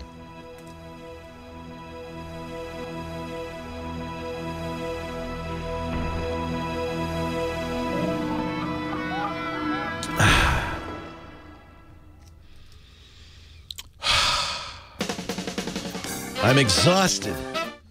All these young people with these tough questions. I tell you. I know. Aren't they great? Aren't they adorable? Adorable kids. It's so smart to have them focus on coding, though. I remember taking trigonometry in senior year. Right. It's so much less practical. But on the other hand, if you're coding and learning trig, you're doing stuff. Yeah. Trig is still useful. Yeah, you have to have trig. You can't do graphics programming without trigonometry. Yeah, he'll need trigonometry. Absolutely. You need algebra 2 and you need trigonometry to do most coding. He's doing algebra now. Algebra 2 now. Calculus, probably not. He's not going to take calculus. Maybe a little bit. I don't know. I'll have to ask the chat room on that. Any programmers, do you use calculus at all? Yeah, I know you use trig if you're doing graphics programming.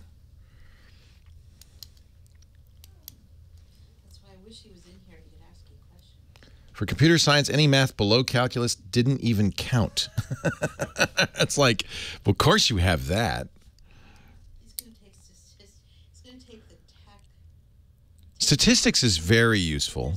There's a math in his senior year that's a combination of tech. Oh, tech and math. That's neat. Yeah, it's a combination. Yeah, That's good. That's the new thing. The high school my kids went to are doing these multidisciplinary things, which I think are great. Like their history and English were united classes because you're doing humanities, but you're also and their math and science were united classes. It makes sense that way. Oh, perfect. Oh, you're set. Oh, you're set. But the IB program's good, right? Yeah, no, those are great programs. Yeah. Yeah, he's lucky to be going there. That's great. Engineering, you might need calculus. Sure, if you're doing materials science or anything like that, you would use it. Most universities, if you're at a computer science degree, says Madison, you need Calc 1 and 2. He's going to go to Santa Cruz, UC Santa Cruz. UC Santa Cruz is a great computer science division. My dad was a professor and provost there for a long time. Yeah, they have. That's right. They have a very famous game design program. Yeah. Yeah. Yeah. Why does everything need math? Says Web 2232. But that's his favorite. Blame God. 4% in math right now. God screwed it up requiring math. How dare he or she? Math and science are his strongest subjects. Good. I think that's if you're a math and science person these days, you're in the best field you could be in. I mean, for business. Roscoe says math is the language of the universe. I don't know trig, and I'm 58, Web 69. He says, I'm 25, and I never learned trig or used it. Me neither. But if you're a gem cutter, I actually really like math a lot. I know you never use it. Well, at least when I did software, I would use it a little bit.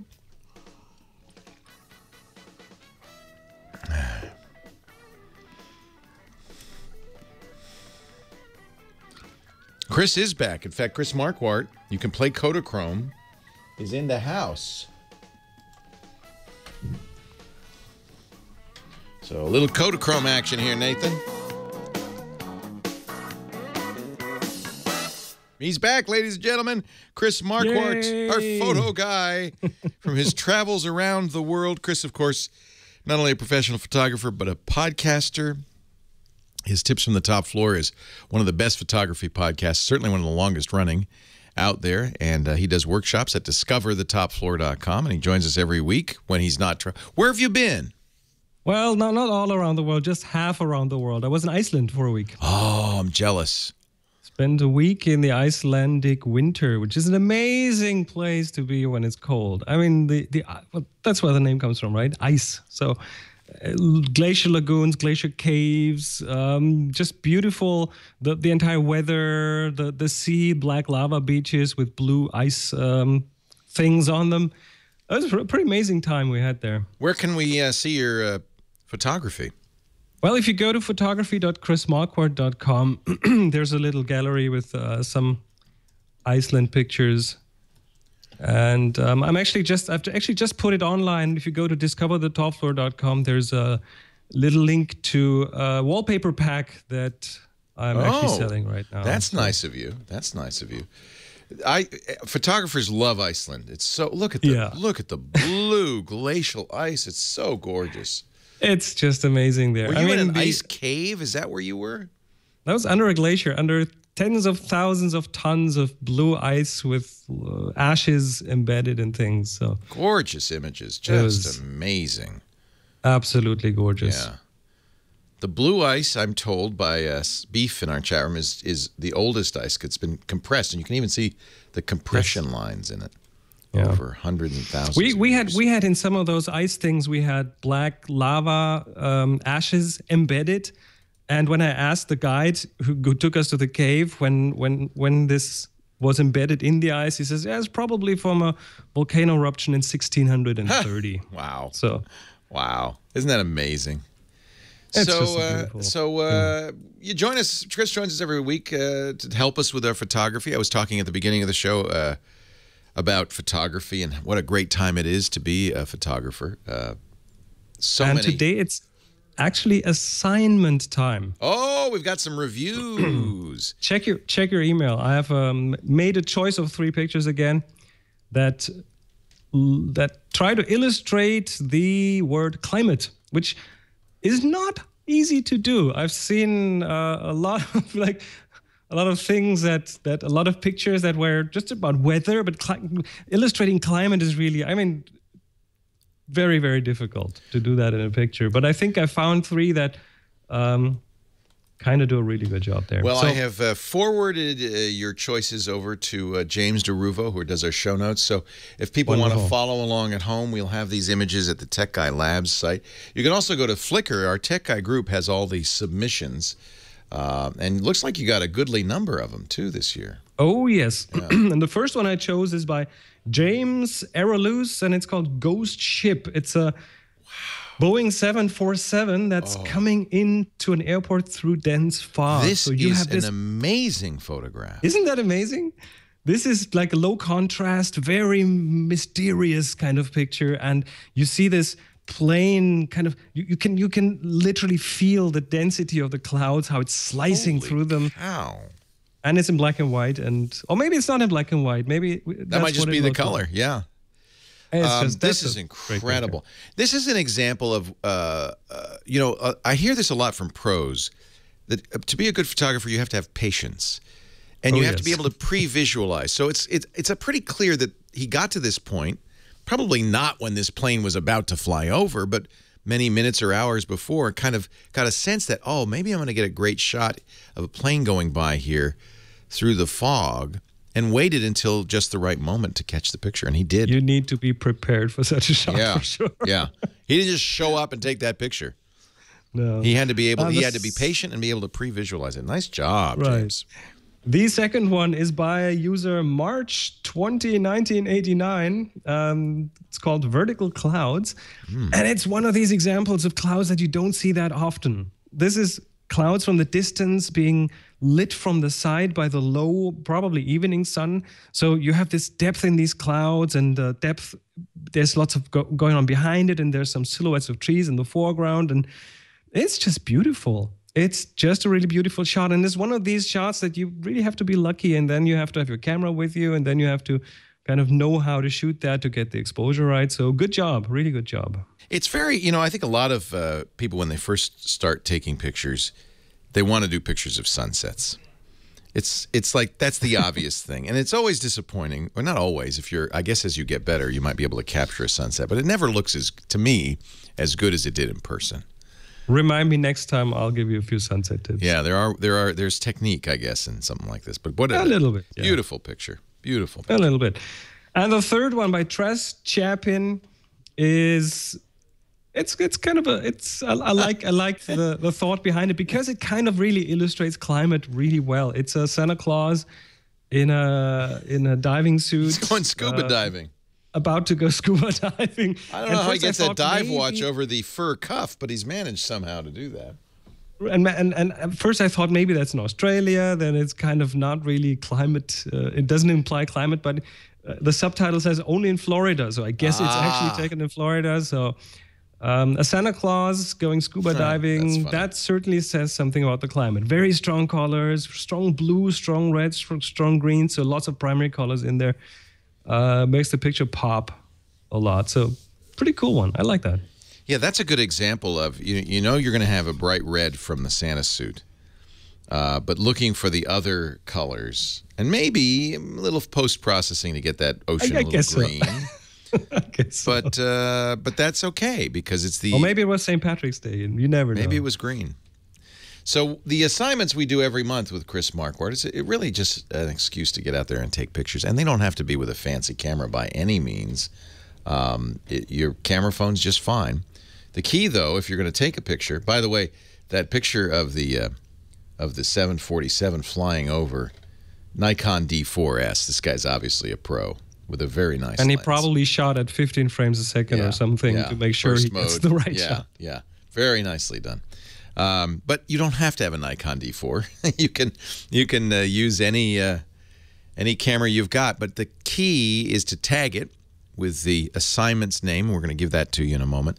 And then upload it to Flickr, which is free. In fact, Flickr is a great place if you want to get some feedback on your photography. We have a Flickr group, pretty big one too now, thanks to everybody who's joined, called the Tech Guy Group. And that's where you'll need to submit your image. There are 4,000 images now in the Tech Guy Group, and quite a few members. I think we're what are we up to now? 10 Over 11,000. Wow, that's nice. So join the Tech Guy group. All of this is free. It's good to join just to look. Obviously, a lot of people are just looking because there's more people than pictures. But if you want to participate, maybe even get your picture reviewed on the radio, join that group and submit. What is our topic for this month? The next assignment is awake. I thought we'd do this because nature is coming back. We're almost having spring. Spring is kind of starting up here a bit, so everything's starting to awaken. So awake. Awake. Sleepers, awake. Exactly. We don't tell you what that means. We just let you figure it out and take a picture illustrating it. That's going to be a fun one. Awake. Could be a baby waking up. Could be a bud emerging from the ground. Could be a funeral. It could be anything. Chris Marquardt, discoverthetopfloor.com. Thank you, Chris. Absolutely. Great to have you back. We'll see you again next week. Leo Laporte, the Tech Guy. Awake. I'm loving I finally got my Voigtlander. Which lens is it? I got the 35 f1.2. It's a Nocton. Yeah, you know what? On the A7 manuals, no problem. I was really kind of thinking, oh, I have to get one that does autofocus. And it's so easy because I turn on the, they have a little peaking meter, not peaking meter. They do have that. Focus peaking. Focus peaking. Yep. So I get a little red outline on things that are in focus. It makes it so easy. And then it has focus magnifier, 3-step focus magnifier. So I assigned that to a custom button. I'm looking. I can see the peaking. I tap the focus magnifier, fix it a little bit, and it's pretty quick. And it's great. Same here. I shoot pretty much only manual focus now. So now, I think I told you this. I found out that the Leica Somilux 50 is an 8 or 9 month back order. Did I tell you this? No, you didn't. So I figured I'm going to order it. It's only $8,000 some dollars. I'm going to order it, and I have 9 months to decide not to. Right? They won't charge me till it's available. Oh, they will. They also sell quite well if they're just. Well, that's the funny thing. The used Leica lenses sell for more sometimes than they were originally. Some do, yes. So I'm considering this an investment for my retirement. I had one of the Leica HR people on one of my workshops, and that was at a time when they just started going digital, and the early digital Leicas weren't quite up to par with the other digital cameras, and he said, "Well, you know, they're the world's best opticians. They are doing the world's best optics. They'll get better, but they still have to learn a bit about digital." Well, so but that's what I'm doing. I'm using Leica optics are amazing. I'm using an A7 because Sony knows digital. I mean, I love and I'm not using the high-end A7. I'm using the A7S, the 12 megapixel low light one, with the Nocton lens. And so everybody, every review have said, you know, this Somilux 50 is arguably the best lens ever made. Like the optics are incredible. And so you're buying it new. I know I shouldn't. I am not. I'm not buying it at all. I just pre-ordered it. I'm not buying it. Okay. I just pre-ordered it. It'll arrive on your doorstep, and then you won't be able to let go of it. It's be like goodbye. So I probably should buy it used, huh? I don't know. It's a value, and you'll be able to sell it again. So you're not really. I don't. Well, I got the adapter. So the Voigtlander uses it like a screw adapter. So I got the adapter, and I just thought I'm going to get the Voigtlander, which is only $1,000. I'll get the Voigtlander and try it and see how I feel with manual. And I took just some beautiful. It's my favorite shot of Lisa I've ever taken with it, because the creamy bokeh and it's just beautiful. And I thought, okay, I think I can get behind this. So. By the way, I will be in the United States in October. Well, come visit. I hope. I will do my best to come to California. What are you doing? Are you doing workshops? I'll do a workshop in New York. We're planning a trip to New York in the fall. That would be a good time to do it. Ooh, I will send you an email with all the information. Because Lisa and I want to do a Broadway week anyway. Perfect. It's a weekend. It'll be we tie in it New into York that. City. It'll be beautiful. That's okay. Me and Lisa, because Lisa's really the one who's most serious about photography. Perfect. Count on that. And then, because Steve Martin's show opens, and he says he's hoping will open in the fall, so I want to go see that. And then there's other plays. We haven't done a Broadway week in a long time. So Broadway. Never been to a Broadway show. Photography. What? Oh, you can't go to New York and not go to a Broadway show. I'm thinking about it. Really, we'll talk. Thank you, Chris. I will send you mail. See you later. Take care. Bye-bye. Leo Laporte, the tech guy. I was just talking to Chris Marquardt. He's doing a photo workshop in New York in October. Lisa and I are going to take that. I want to be a better photographer. And it's so much fun. It's such a great hobby. And he's just a great inspiration. You can find out more about Chris's workshops and what he's up to at discoverthetopfloor.com. Alex Camarillo, I should say, California. Leo Laporte, the tech guy. Hey, thanks for taking my call, Leo. Thanks for calling, Alex. What can I do for you? I'm just wondering, I'm completely overhauling my old gaming rig. Right now I have an Intel i7. It's the 3rd generation. Oh, yeah. Time. Every other generation you should upgrade. Yeah. The only thing is that I'm wondering if I should switch over to AMD, because I've noticed there's a big price difference between there is. 5th generation. Well, and there's another point, which is the desktop 5th generations aren't even out yet for Intel. So I would wait until Broadwell Desktop comes out. That's the 5th generation. They've put them out for the laptops. They just came out. And the other thing that I probably should mention is that Broadwell is maybe 5% faster. It's not a lot faster. Intel does this kind of interesting tick-tock cycle on its processors. Every other generation, they speed it up in terms of its capabilities. Every other generation, then in the next generation after that, they do the tock cycle, which is to reduce the process. So now they're down to 14 I don't know how much longer this is going to last, because they're now down to 14 nanometers, 14 billionths of a meter. And that means generally not faster, but lower power consumption, less heat dissipation. That might help in a gaming rig, because heating is always an issue. Now, should you choose AMD? Yeah, they're a lot less expensive. They do, and I commend AMD, because if it weren't for AMD, we would not even have these Intel processors. AMD put the screws to Intel and said, we're going to make a better processor that's cheaper. They did, and Intel had to go to its Israeli skunkworks and say, hey, because they were going down a very bad road. And fortunately, they had this little small division in Israel that was doing these core processors and saved Intel's bacon. However, having said that, and so kudos to AMD. We owe you. You've kept the prices down, the performance up. You've put the screws to Intel. You've made sure it's been competitive, because otherwise, without competition, probably Intel wouldn't be doing nothing. However, they didn't keep up. And so AMD's processors today are not anywhere near the quality, the performance of an Intel processor. Okay. So, yeah, you get AMD to save money. You do not get AMD as a gamer to eke out performance. So if the budget is a problem, then maybe look at AMD. They're not bad. They're just not. I don't think they're in the ballpark. Yeah. Yeah. I'm just trying to kind of I guess future-proof my my gaming rig right now, so I don't have to upgrade for a while. Go to look, I'm not the expert in this. We have a guy who does a show on our network called This Week in Computer Hardware, Twitch. His name is Ryan Shroud. He does it with my old buddy Patrick Norton.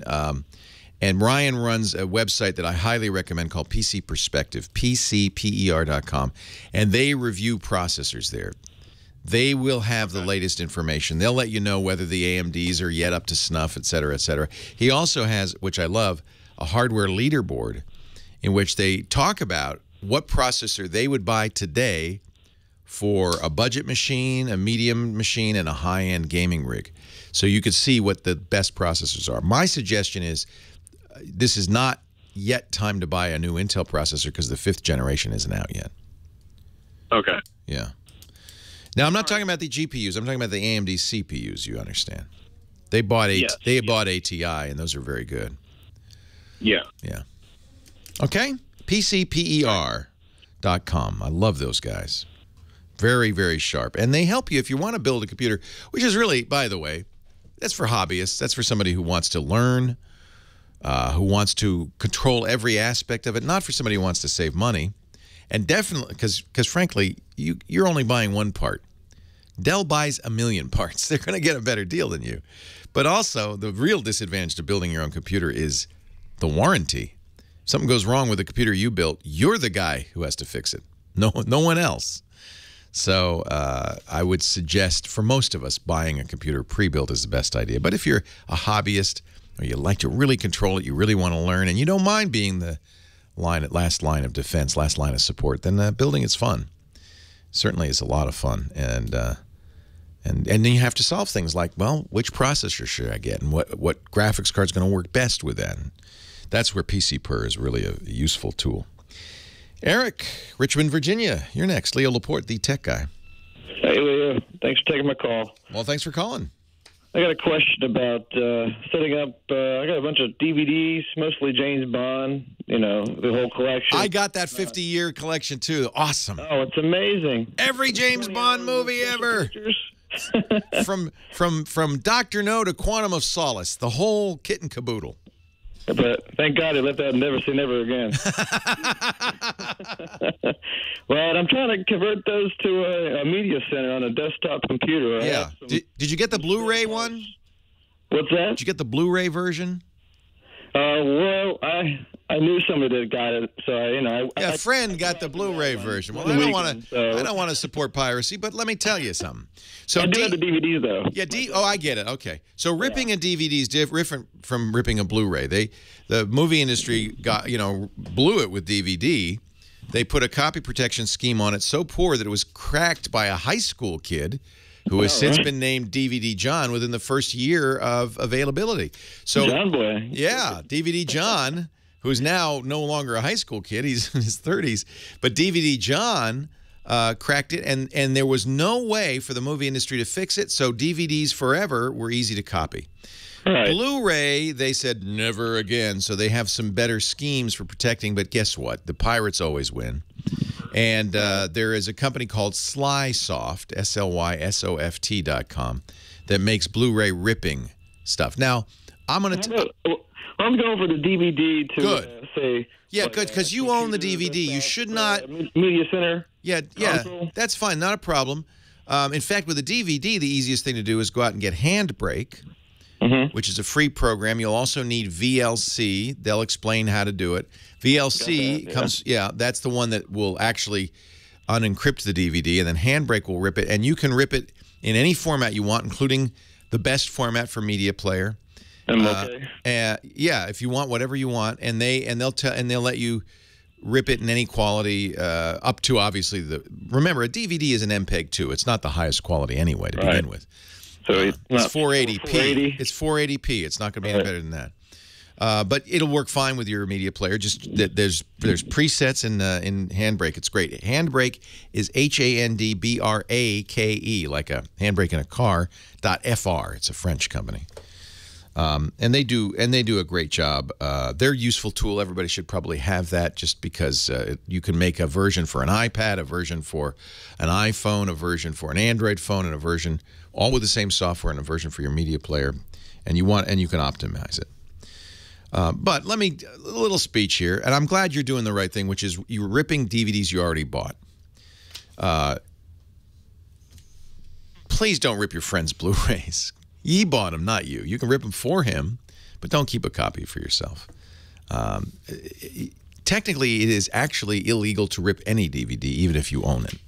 The Digital Millennium Copyright Act makes it a crime to bypass copy protection. So even though the DVD copy protection was bypassed by a high school kid within months of its release and has been cracked ever since, it's just ethical. It's morally ethical to, even though technically illegal, it would be morally ethical to buy the DVD, and all you're doing is making it a different format for convenience. You're not giving it to friends. You're not putting it on BitTorrent sites. You're not giving it away. You're not burning discs and putting a blanket in your backyard and having people buy them. You're just doing it for personal use. I think ethically, that's acceptable. Legally, it may not, although I don't know of any case where anybody's been prosecuted for copying a DVD they own for personal purposes. I think that any court would say, he's not stealing. He's making another version so he can watch it easily on his iPad or his desktop. 8888 Ask Leo, that's the phone number, 888-827-5536. More of your calls to come. Hour number 3 just around the corner. Our show today brought to you by ZipRecruiter.com. I know there are people out there who are in the unenviable position of having to hire somebody for your business, whether you're in HR or just it's your business and that's your job. I've done it. We've all done it. And, in one respect, it's easier in these modern times because we have the internet and there are lots of job boards out there. But, each job board has its own kind of specialty, its own where it's good and where it doesn't work so well. Wouldn't it be nice if you could just post to them all? Well, you can, and this is what we've started using and we love. It's called ZipRecruiter.com. You could post to 50-plus job boards with one click of the mouse and to social networks like Twitter and Facebook. ZipRecruiter.com. I just love it.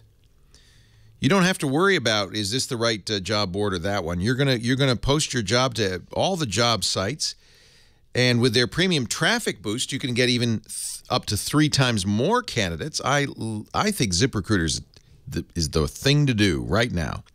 I want you to visit ZipRecruiter.com.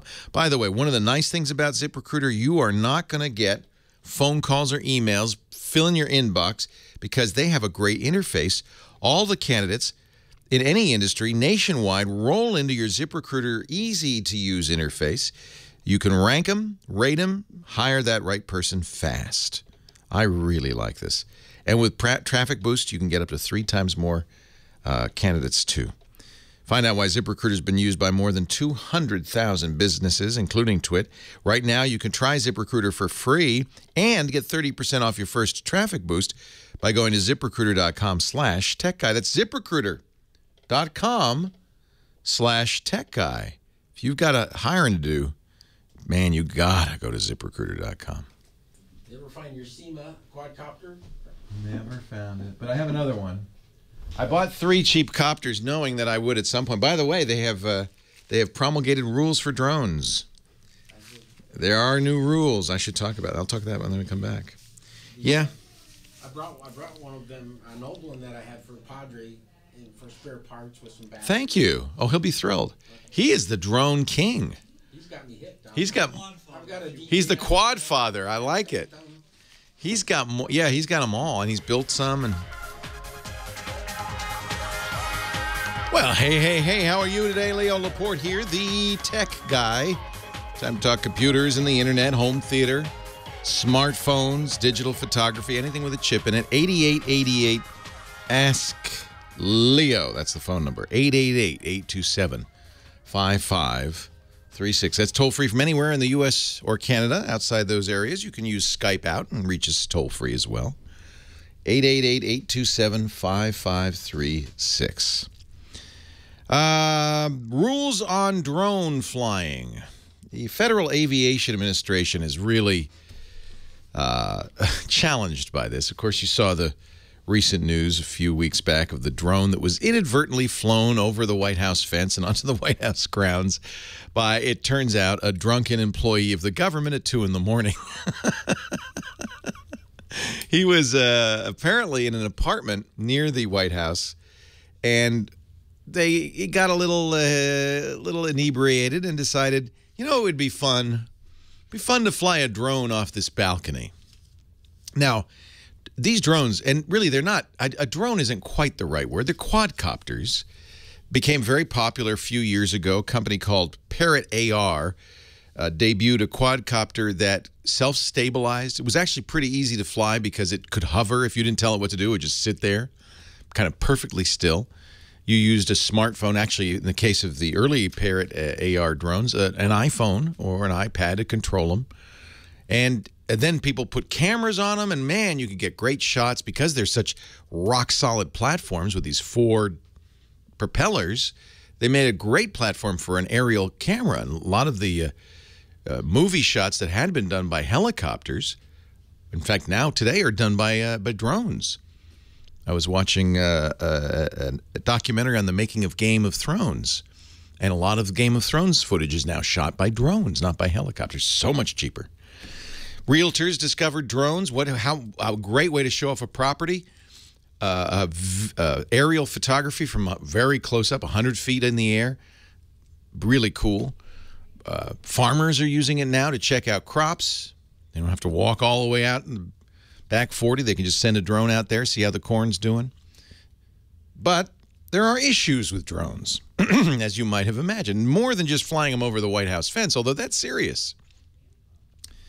The Major League Baseball, or was it football? I'm sorry, I think it was the NFL, during the playoffs, tried drone suppression devices at the stadia because they were worried, and I don't blame them about just kind of people flying drones over the football games, interfering with the network broadcast, violating copyright, and maybe, who knows? I mean, it doesn't take much of an imagination to think of how you might weaponize these and make them really a threat to public safety.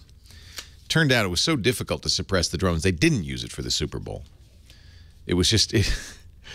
And this is really the biggest problem with drones is, how are you going to stop them? It's against the law to fly a drone in the national parks. The National Park Service, yeah, it ruins the quiet, the peace and quiet. You're sitting there, and yet I was talking to my hairdresser a couple of months ago. She said, weirdest thing. She didn't know about drones yet. She said, weirdest thing. We're sitting around the campfire.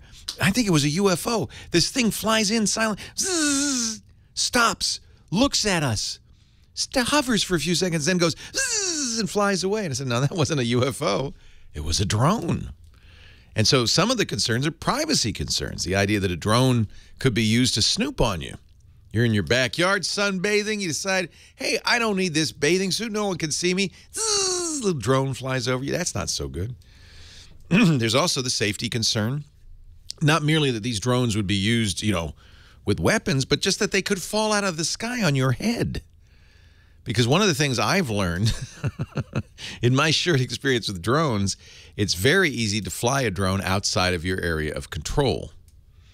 Now, an expensive drone like the Parrot AR plans for this. The Parrot ARs have GPSs in them, and so they'll come back to you like a boomerang. If you lose control, they don't just fly off. But the cheap ones, and I had a cheap one, I pressed forward to fly it up in the air, and it was like I let go of a helium balloon. It just went straight up. Come back, come back. Nope, bye. I don't know where it ended up. I hope it didn't land on somebody's head. Now, the drone I was using, a $40 SEMA drone, weighs 8 ounces, so I don't think it would hurt. Even if the blade hit you, it wouldn't hurt you, but because they're just flimsy plastic blades. But some of these bigger drones, oh yeah. Oh, yeah, there's pretty hefty drones. And any drone that's carrying a decent camera, such as drones used in these TV shoots, that's a heavy heck of a load there.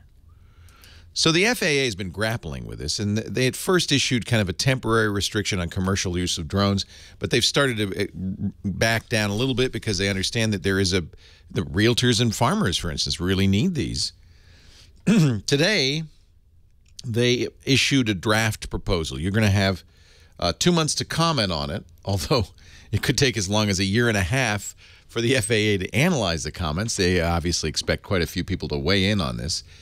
The proposed rules from the FAA, which came out today, would allow drones weighing up to 55 pounds. Oh, boy, that's a small cow. To fly within sight of their remote pilots only during daylight hours. The aircraft must stay below 500 feet and fly at less than 100 miles an hour. So the fact that commercial drones could be bigger than 55 pounds, could fly out of the sight of their line of sight of their pilots, could travel at higher than 500 feet and more than 100 miles an hour, all of those things are true, but they're going to limit those. You have to be at least 17 years old to fly a drone, according to these. Again, these are proposed rules. You would have to pass an aeronautics test and be vetted by the Transportation Security Administration. But don't worry, says the FCC, the certificate wouldn't require the flight hours or medical rating of a private pilot's license. So, 60 days of public comment, they say. May take us a little longer to analyze that. By the way, today also the president signed an executive order about how federal agencies will use drones. Agencies must publish within 1 year how to access their policies about drones, particularly about collection, retention, and dissemination of information, so that the drones do not violate the First Amendment or discriminate against people based on ethnicity, race, gender, religion, or sexual orientation. The Commerce Department's National Telecommunications and Information Administration will begin developing a framework for privacy and transparency in the... All right, I'm going to point out a few things. First of all, the FAA, turns out, doesn't have an enforcement arm. There's no FAA police to come. So they can make rules. They can make a rule that, for instance, a 16-year-old can't fly a drone. How well observed do you think that's going to be? And furthermore, what's going to happen if a 16-year-old does fly a drone? The FAA police going to come to your door? No. I think drones are basically completely out of control. It is only a matter of time before someone's killed by one. We've already seen some pretty horrific drone accidents. But what I really worry about is drones used by terrorists. And maybe the secondary worry, because we've seen that Amazon and others are planning drone deliveries, is that the sky's just going to be full of these. Everywhere you go, there's going to be lawnmowers in the sky with spinning blades just above your head.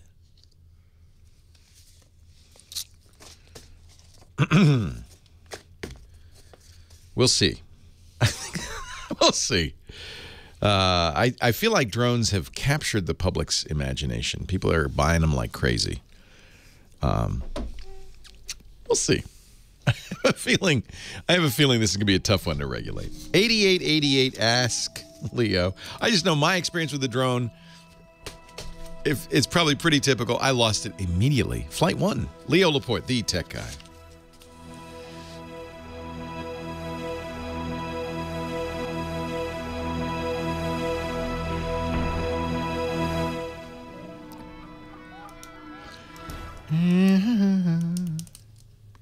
The 55 pounds does not include the cat. This time of year could be summed up in 2 words. The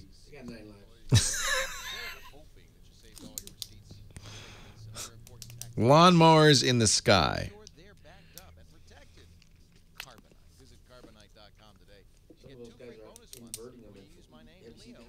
No.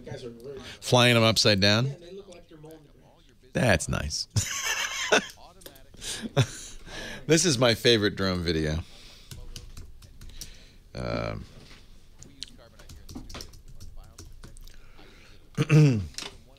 This is some kids. They decided they wanted to try weaponizing their drone, and of course they asked their kid brother to be the target.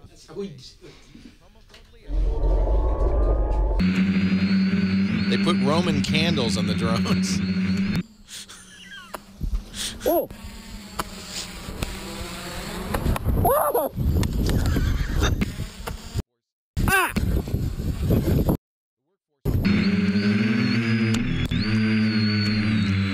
It's okay, they gave him a helmet.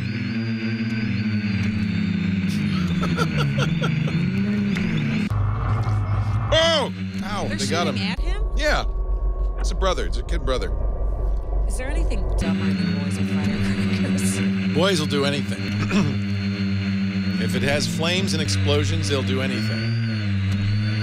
And if it flies in the air, mow better. I love this video.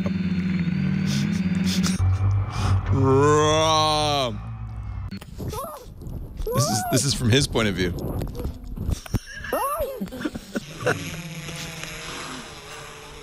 Okay. Yeah, I'm just fear-mongering. Holy sh**. Oops, sorry. That was the homemade flamethrower. I don't know. This is a YouTube channel I have to start watching, I think. This guy, I'm going to turn the audio off on this. He decided to make a homemade flamethrower. This is such a bad idea. Oh. Oh, you idiot. Oh, my God. Oh, this is such a bad idea. You'll burn the house down. Yeah, You'll no. put an eye out. Now get your kid breath. Oh, he's smoking while he's doing it. Nice. Oh, my God.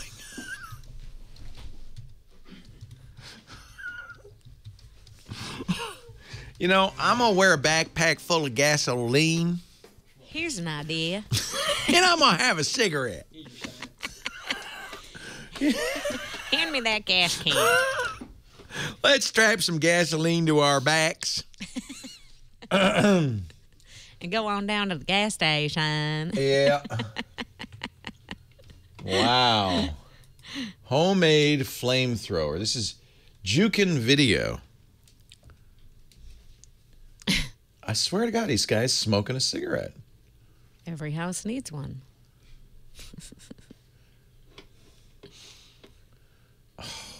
Jeez. Probably didn't light it with that thing. Oh, maybe he used it to light it. Oh, it's just a punk, maybe.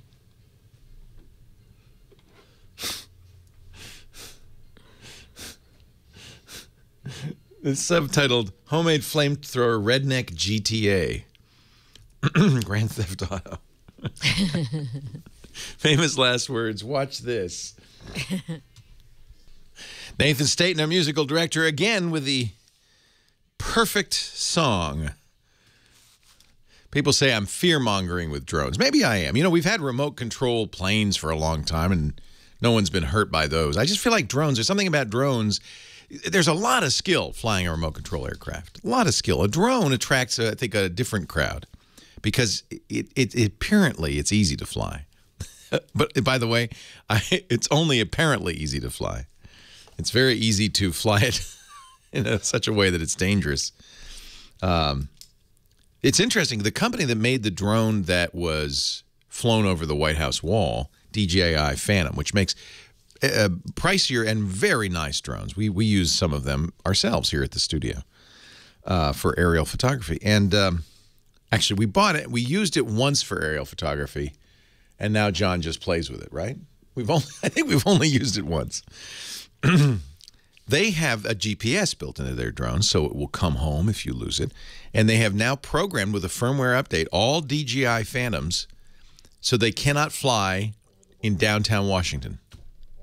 They can't fly anywhere in downtown Washington, D.C. So you try it and it just won't start up. So there you go.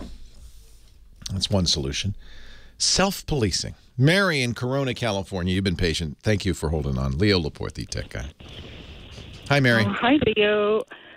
Yeah, I just wanted to ask if you could help me with something. I'm taking care of someone that's physically challenged but has now turned to computers to keep himself busy. And I was wondering what program would be good to bring him up to date, because he used to study math, and now he's limited to staying at home. And does he have internet access?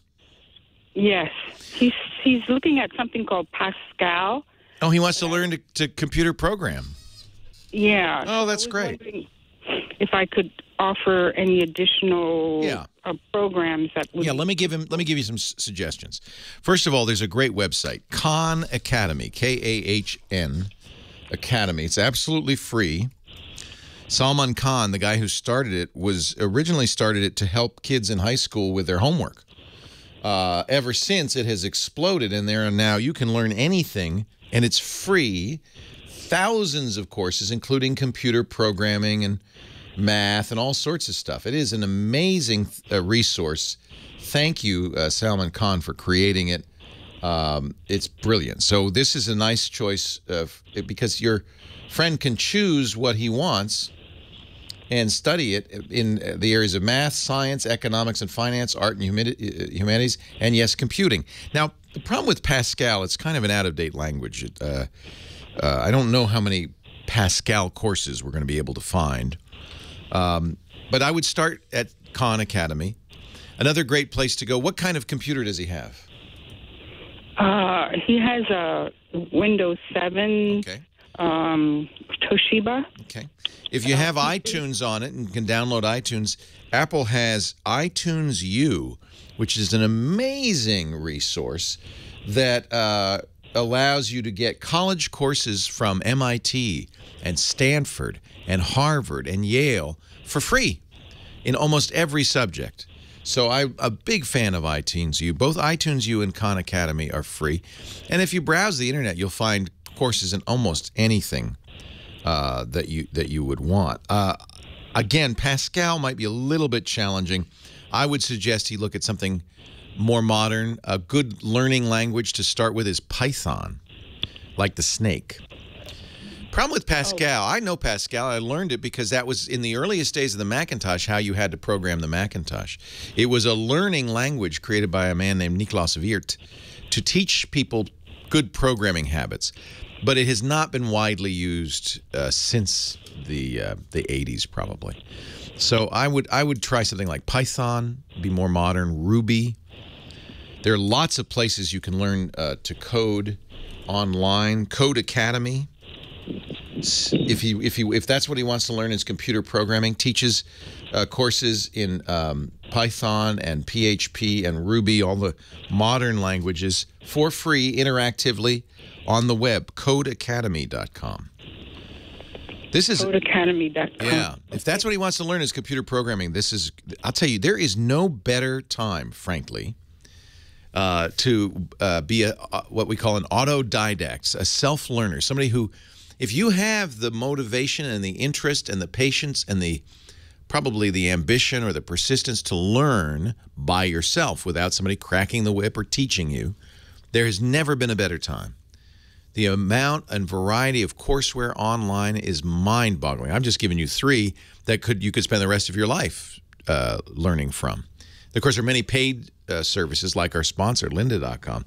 But given that he's probably on disability, free is probably a better choice. Code Academy keep him busy for a long time. I think this is a wonderful time to learn something. You could, if you were a kid that somehow had access to even a tablet and the internet, you could take college courses to your heart's content from the best universities in the world for free. For free. MIT puts all of its courses, Massachusetts Institute of Technology puts all of its courses online for free. It's called the Open Courseware Initiative. And it's not just the lectures, it's the materials, it's the tests, it's everything. You could literally get a free college education if you have the base technology, which is a computer and the internet. So there's 3 good starting points: Khan Academy, Code Academy, and iTunes U. But the sky's the limit. There's no limit at all. Really think this is a great thing to get into. And man, if you're a 16-year-old today, the only thing holding you back is your own initiative, your own desire. Because if you want it, you can get it. Nobody's going to stop you. Michael, New York City, Leo Laporte, the tech guy. Hey, Leo. How you doing? I'm great, Michael. How are you? Good, thanks. You know, it's funny in this day and age of we're wondering who's listening on the phone. I momentarily got caught with my, phone, my vocal pants down when Chris Marquardt was talking about the new project and, wach auf. Immediately, wachet auf, ruft uns die Stimme, and I'm singing that over my head. I can't get it out of my head. I don't know what that is, and I hope it's okay. Oh, it's awake. The voice is called. That's what it. He's talking about taking pictures. Spring is coming. So wach auf means awake, and it's awake. The old Bach hymn. Awake. The voice is calling. I bet you that's why he used the word awake. It's probably he's German. It's in his blood.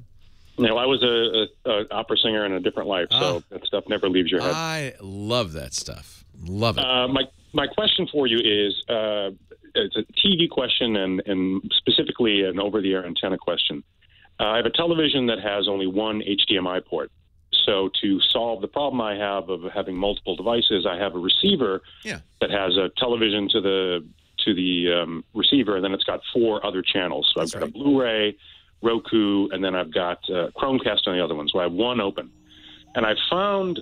hang on. Would you hang on? Do a little more leader for me while we hang on. We'll be back after the break, and I'll continue the question. Leo Laporte, the tech guy. We'll see if we can get him singing. 8888 Ask Leo. We started the call, but didn't get to the question. Michael in New York City. Hi, Michael. Hey, Leo. You had a great solution, by the way, in New York City, but the Supreme Court put him out of business. I did. I was an Aereo customer, and I slowly watched it die on the vine, and so then sad. realized, yeah, so sad. But in speaking to some neighbors, they've discovered an antenna that seems to work for them, but it seems to me, as I said, with my limited, I've got one HDMI port in the TV that goes into a receiver that acts as a switcher, essentially, among different devices. Yeah. It seems to me that all I can do is plug the antenna into the cable, coaxial cable jack in the television, and then switch back to the television input and turn up the sound on the TV. So the truth is now nobody does analog over the air anyway. Mm-hmm. So you're going to get a digital box that the antenna plugs into, and I bet you, I don't know, I wonder if that has HDMI out or not. Well, this is like a basic over-the-air, one of those things where you just plug it directly, unless I were to upgrade maybe to, is there a device out there that will give me some type of box then that has an HDMI? Because what I'm looking at and what I've seen people have is just, it's like a, it looks like a piece of paper essentially, and it's got the cable and it just goes into the TV. And that's the limit of it. There's no other type of hardware associated, because I don't have cable. Yeah. So my problem. Yeah, no, I understand. So the signals have all, the broadcast signals used to be analog. And that's what your TV, that thing is expecting, unless it's no, that's what it's expecting over that cable thing, is an analog signal. So what you will have is an antenna that will go into something that's going to turn it into the signal that your TV can see. I would guess that you could also use, that there would be boxes that would have antennas hooked up to them that would have HDMI out. Okay, maybe I can explore that. So then that's what you want, right? You want HDMI out. Yeah, because I've got that extra channel, so I can keep using that as the switcher between my different devices, and then take advantage of the 5.1 channel, the digital that HDTV provides. Right. I would say I don't know, because I don't live in an area where we can get over the air, so I've never essayed this. Let me ask the chat room. I'm sure there are people in the chat room who do this. He wants his antenna to go to an HDMI cable, so he can plug it into the back of his AV receiver, right? Mm-hmm. Correct. Yeah, I would have guessed that. Is that a tuner though? Doesn't there have to be a tuner somehow built into it?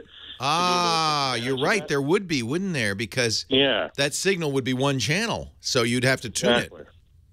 I mean, most of the antennas I see over the base, like kind of, unless you're going to go nuts, most of the over-the-air antennas really are just coax right into the TV. No, you're right. And the TV will accept that and do the conversion. Yeah. Yeah. So actually, the OTA cable on your TV, if it's a modern TV, I presume it is, would automatically do that conversion. Yeah. And again, the other problem I have is I wouldn't mind doing that, but there's no digital out from the TV. So even theoretically, I wouldn't mind switching over to the television and then having digital out into the receiver as opposed to HDMI, and I just have to make that one input switch. But right now, it seems like I can't take advantage of the 5.1 at all. If you get digital out of the TV, the SPDIF, they call it. I don't have that. That's the problem. You don't have that. Yeah, because that's how you would do it. The TV looks good, but it's not too advanced. Got it. It was a gift, you know what I mean? Yeah. Yeah, it's just it's a panel, really. Yeah. So that's how you would do it on a TV that had digital out. You just put that into your tuner, and I bet it'd be the only digital audio thing anyway, and that would handle it. I mean, there's probably RCA out, but then. And there's also going to be lip sync issues. So if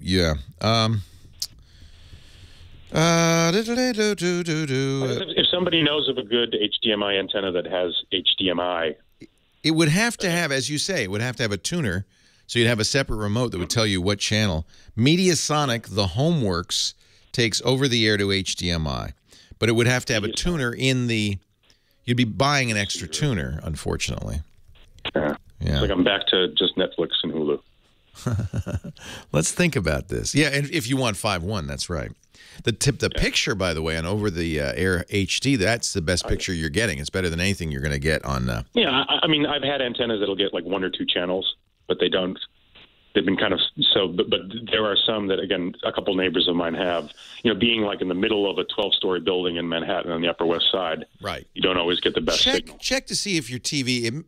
I'm thinking it doesn't have this, but check to see if that HDMI has ARC, Audio Return Channel, ARC. It does. You're golden. So they have a different name for it on the LG TV. It's just, I forget, like Simple Link or something like that. I know. Samsung does the same thing. They relabel it. That sends audio back, so it's getting the digital signal over the air into the TV, and then it's the same thing as the SPDIF would be. It sends digital audio back through ARC. So you just have to set it up so that your receiver gets the ARC and starts playing it through your 5.1. If you've got ARC, you're good. Okay. All right. Well, you got everything you need. You're just gonna have to figure out what settings on the TV and the AV receiver to get so that the ARC is coming into the. When I turn on my TV, and I switch it to something that has ARC, the receiver goes, "Oh, I got ARC," and we'll start broadcasting that audio regardless of how I set it. Yeah. And I've got a Harmony remote, so it's kind of that process of turning on the receiver. If you set it up properly, should recognize there's return audio coming from the TV and play it. Okay. Well, thank you very much. And as Marquardt said, Bach auf. Bach auf. I want one more, a little more Bach. Ja, Wächter sehr hoch auf der Ziene. That's beautiful. Auf du Stadt Jerusalem. Beautiful. Do you still sing it all? I do. Occasional gigs around the city, church jobs, and every now and then if I can get out of town. So it's gorgeous. Well, you helped me many years ago with a podcast that's opera related. So I remember that. You still doing it? Yeah, Opera Now. We've off and on for 8 years. What's the name of it, and where can we find it? Sure, it's operanowpodcast.com. Beautiful. Michael, and we picked up many listeners years ago from when I made that call. Operanowpodcast.com. I'm going to be listening. It's a late night look at the opera business, so to speak. Very casual, open to, not late night, but we open it up. It's for people who are experienced, people who are not. We try to just translate it into a way that everybody can love and appreciate it. Opera people, they put their pants on one leg at a time like anybody else. We went to see the San Francisco Opera, did Traviata a couple of months ago, and they did something I've never seen an opera do, and I loved it. They left the curtain open during the scene change. And they had the director came out and explained what was going on. And I'll tell you, talk about a good way to raise money for the opera. When you see 40 stagehands moving massive pieces of scenery in 15 minutes, you really get a sense of why it's so expensive to put on an opera. Yeah. Well, my wife is actually in San Francisco with a company called Opera Parallel. Oh. She's doing a production of Dead Man Walking. Wow. The Sister Helen Prejean. Yeah. The film with Sean Penn and Susan Sarandon, and there's Jake Heggie is the composer. Oh, interesting. It's been very popular over the last 13 years, and this is her second production. So I'll look for it. That's great. Thanks for the tip. Opera Parallel is the name of the company. Opera Parallel. Thank you, Michael. All right. Appreciate the time, Leo. I appreciate your singing. Doug in Overland, Missouri. Hi, Doug. Hi, Leo. How are you doing today? I'm well. How are you? Oh, pretty good. I travel all over the country. I'm not a truck driver or anything, but I was wondering if there's a program for Windows that will automatically update the time zone that I'm in on the system clock. It's supposed to do it automatically. Not on. I got a Windows 8.1 computer. It's never done it. Maybe I'm wrong. When Apple started doing this, I thought it was such a great thing. They automatically detect where you are based on your IP address, I guess. Well, and Facebook and Google does that. Huh. You know what? I'm going to put you on hold because we have to take a break and see if I can figure out. I bet you there's a way to do it in Windows. Leo Laporte, the tech guy.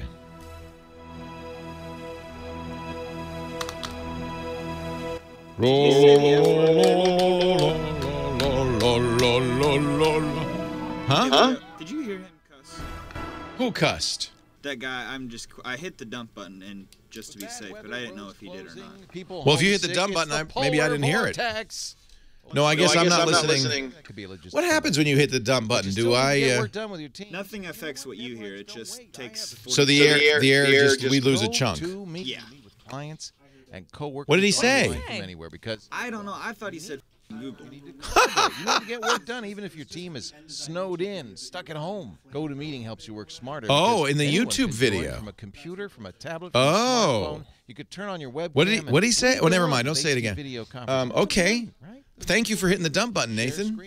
You just saved me $1 million fine. But that was during the commercials, wasn't it? No, because I played that video. I don't know.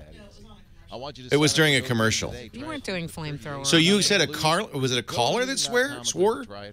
I thought so, but I just, Anyway, I'm glad your finger is on that button. And I don't care if you hit it more often than you need to. At the beginning, yeah, but that was during the ad. Yeah, I wouldn't have done it then. It was just right there at the end of that caller. I thought he slipped. You say the caller said it. Yes, I thought, but it's okay if it didn't. I was just trying to confirm. Anyway, good job. If in doubt, it's like American Sniper.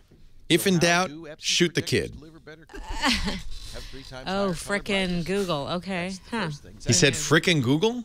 I guess so. When? Toward the end. Who? The German guy? I was worried when the German guy started singing that it was Nazi, parade songs. I didn't know what the hell. So that's why I was a little skeptical at first. But he says Bach. I think that's all right. So, but it wasn't that guy. Effing Google, Maybe he said? said Bach and Google, not the other thing. It was the kid that said Holy Vaynerchuk. Alrighty then. He said, the guy who was just on. Said effing Google does it, but my Windows 8 computer doesn't. I didn't hear that, but I'm glad you hit the button. So you can take your answer on the air, sir. Actually, he's gone, I notice. Anyway, thanks, Nathan. I think he said Facebook, Google. He said Facebook and Google does it. That's what he said. He said Facebook, but Facebook's a swear word in my book too. So there you go. He didn't say effing. He said Facebook. I do remember him saying Facebook and Google do it. Oh, by the way, my Chrome started saying what? What do you want? So Windows 8 auto set time zone. Yeah, he did say Facebook. He said Facebook and Google do it. Yeah. Oh, I'm sorry, Google. Shh, every time I say the word Google, it pops up here. Stop it. Set the automatically change time based on current location. A guy built a program called Time Traveler. Not so bad. $24 a machine. Well, that's annoying. Here's a PowerShell script. Microsoft has a time zone tool that allows you to set and display multiple time zones. Let's see this. I hesitate to recommend somebody else's program. Allow the users to view the date and time. That's not it. Unless it sets the time. So here's people who've written batch shells, PowerShells. Leo Laporte, the tech guy. 8888, ask Leo. Turns out, I guess, and this is surprising to me because it would be such a simple thing for Windows to do, Windows does not notice or attempt to figure out where you are, and so as a result does not reset your time. Maybe people would find that annoying, but I like that feature. And in fact, it's a feature Apple does provide on OS X. You have to turn it on, but they ask you when you first install OS X, do you want me to follow, geolocate you and adjust the time? There are third-party programs that will do that. So I guess what I could do is put a list of those third-party programs. I found a website, Stack Exchange is a well-known programmer's website. Guy asked this question on Stack Exchange: how can I automatically change the time based on current location? And there were a number of, because it's a programmer's website, this is kind of cool. Somebody just wrote a program to do it. So there's one thing you can do. It's from a site called Godot and Company, Godot and ANDCO, and the program is called Time Traveler. There's a 30-day trial, although I think it's a little expensive. It's $12 per computer if you wanted to buy this outright. But this would do it. It's a Windows application that automatically updates the time on your PC wherever you travel. You don't need a GPS module, special hardware, a personal chant, they say, or secret handshake. As soon as you're connected to the internet, it will, and this is something that's easy to do, detect it. I'm going to put a link to this Stack Exchange thread, though, because there's other ways to do it. Somebody wrote a PowerShell script that would do it in Windows. You just have to run that PowerShell script automatically. Somebody else wrote a batch file using the TZ-util command line utility, which comes with Windows 7. You could set the time zone that way. So there are a lot of solutions. I'll tell you what, I'm going to copy this link and send it to James DeRuvo, who does our show notes, and we'll put it in the website. This is where the website really can be handy. Just techguylabs.com, and you'll find your answer there. And then people, if you have another solution, you can add it via the comments. techguylabs.com. Superuser.com is where we got the answer. We'll put that in the show notes. Claudia, North Edwards, California. Hi, Claudia. Hello. Welcome. Thank you. Thanks for calling. You have a very interesting show on the telephone. It's odd, isn't it? It's even better, by the way. It's even better on the telephone than it is on the radio because, well, you know why. You heard it. Yes, and I love that video you played with the drones. Yeah, well, we were talking about drones, and somebody in the chat room said, "Oh, Leo, you're just you're being over dramatic. Drones are not harmful." So I thought I would show this YouTube video of some kids who attached Roman candles. You know, those are the fireworks that shoot fireworks in the sky. Attached Roman candles to a drone, and then got their kid brother to put on a football helmet and run around in a field while they shot at him from the air. Well, that kid that was being shot at said the S word. Oh, well, I don't blame him. Would you? I don't either. I wouldn't blame him one bit. Anyway, I apologize for the phone profanity. That's all right. I sat here just laughing my head off. Well, you're very kind, Claudia. That's why we make, by the way, we do make a podcast that includes the behind-the-scenes footage. You can get that at twit.tv or at techguylabs.com if you want. If ever I get my computer back, I'll... Oh, no. What happened? What happened? I had it in my briefcase as a laptop, and I was coming back from somewhere, and I set the briefcase very carefully on the porch, and the dog came over and knocked it over, and the screen broke. Oh, rats. And it would cost more to get a new screen than it would a new computer. Well, you know, you could buy a external monitor. Many laptops have an external display port. For the laptop? Yeah. Just look on the laptop. You may see a monitor connection. It might be mini DisplayPort or VGA. You could just buy a monitor that takes that kind of input, and then it'd be a little ungainly. You'd be using the desktop monitor with your laptop, but at least you could still use it. Well, I use it mostly at home anyway, but I bought it for travel. But anyhow, my question, I don't want to take up all your time. I'm a notary. Okay. And I sometimes do long-distance notaries. And the companies want to be able to send me new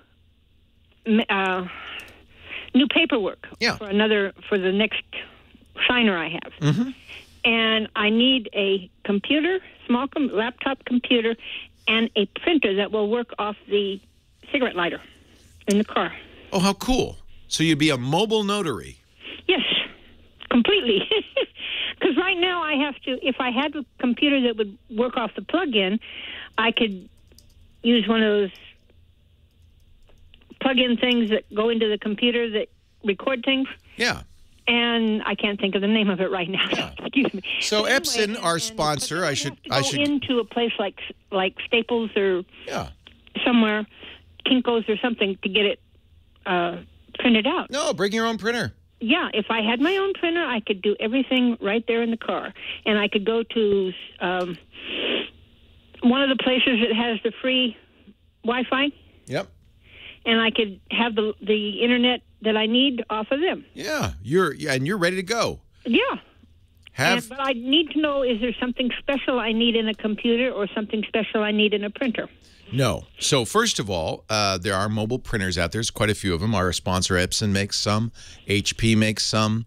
Quite a few companies. And they're tiny little things. And you can buy an inverter that will plug into your cigarette lighter and actually give it the capability of plugging anything into it, including your laptop and your printer with a standard plug. Inverter? Yeah, it's called an inverter. Inverter. Yeah. And it would easily be able to power a, you don't want to kill your battery, so you don't want to power too big of a circuit, but you could easily power a printer. They don't draw a lot of power. Mm-hmm. And well, I thought if I had the computer, I could go somewhere and record that, and then I'd have the printer right there to print off. They also have battery-powered printers. You could use those as well. Oh, really? Oh, yeah. Yeah. These mobile printers work quite well, actually. The key is they're small, but you don't need something big, right? You're going to print one page at a time. Yeah. You're not printing War and Peace. It'll take me longer than having a big printer somewhere, but that's all right.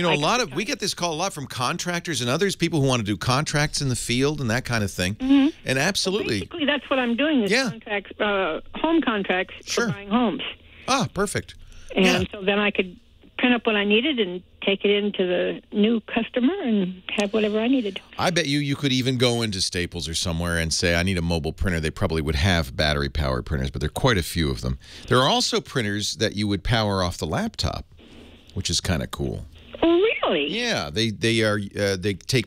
See, a printer doesn't require a lot of power, but I'll recommend the Epson one since they're a sponsor. It's the Workforce WF100. WF100. And interestingly, they show it in a car printing. Oh. The world's lightest and smallest mobile printer, Epson says, and it really is pretty tiny. I'm guessing battery powered, yeah. But you can charge it via USB if you wish off your laptop. And you can always buy an inverter that would go in the car and power. USB was the word I was trying to think of. USB, the magic. Yeah, it's got a lithium-ion battery just like your laptop.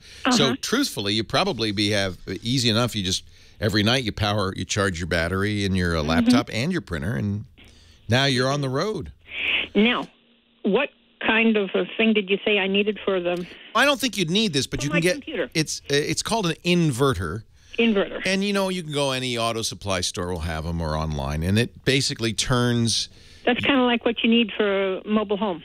Yeah. Cigarette lighter is 12 volts DC. It has to invert it to turn it into AC, and then you have an AC plug on the other end. Again, you want to keep the motor running because you don't want to kill your battery, but... Right.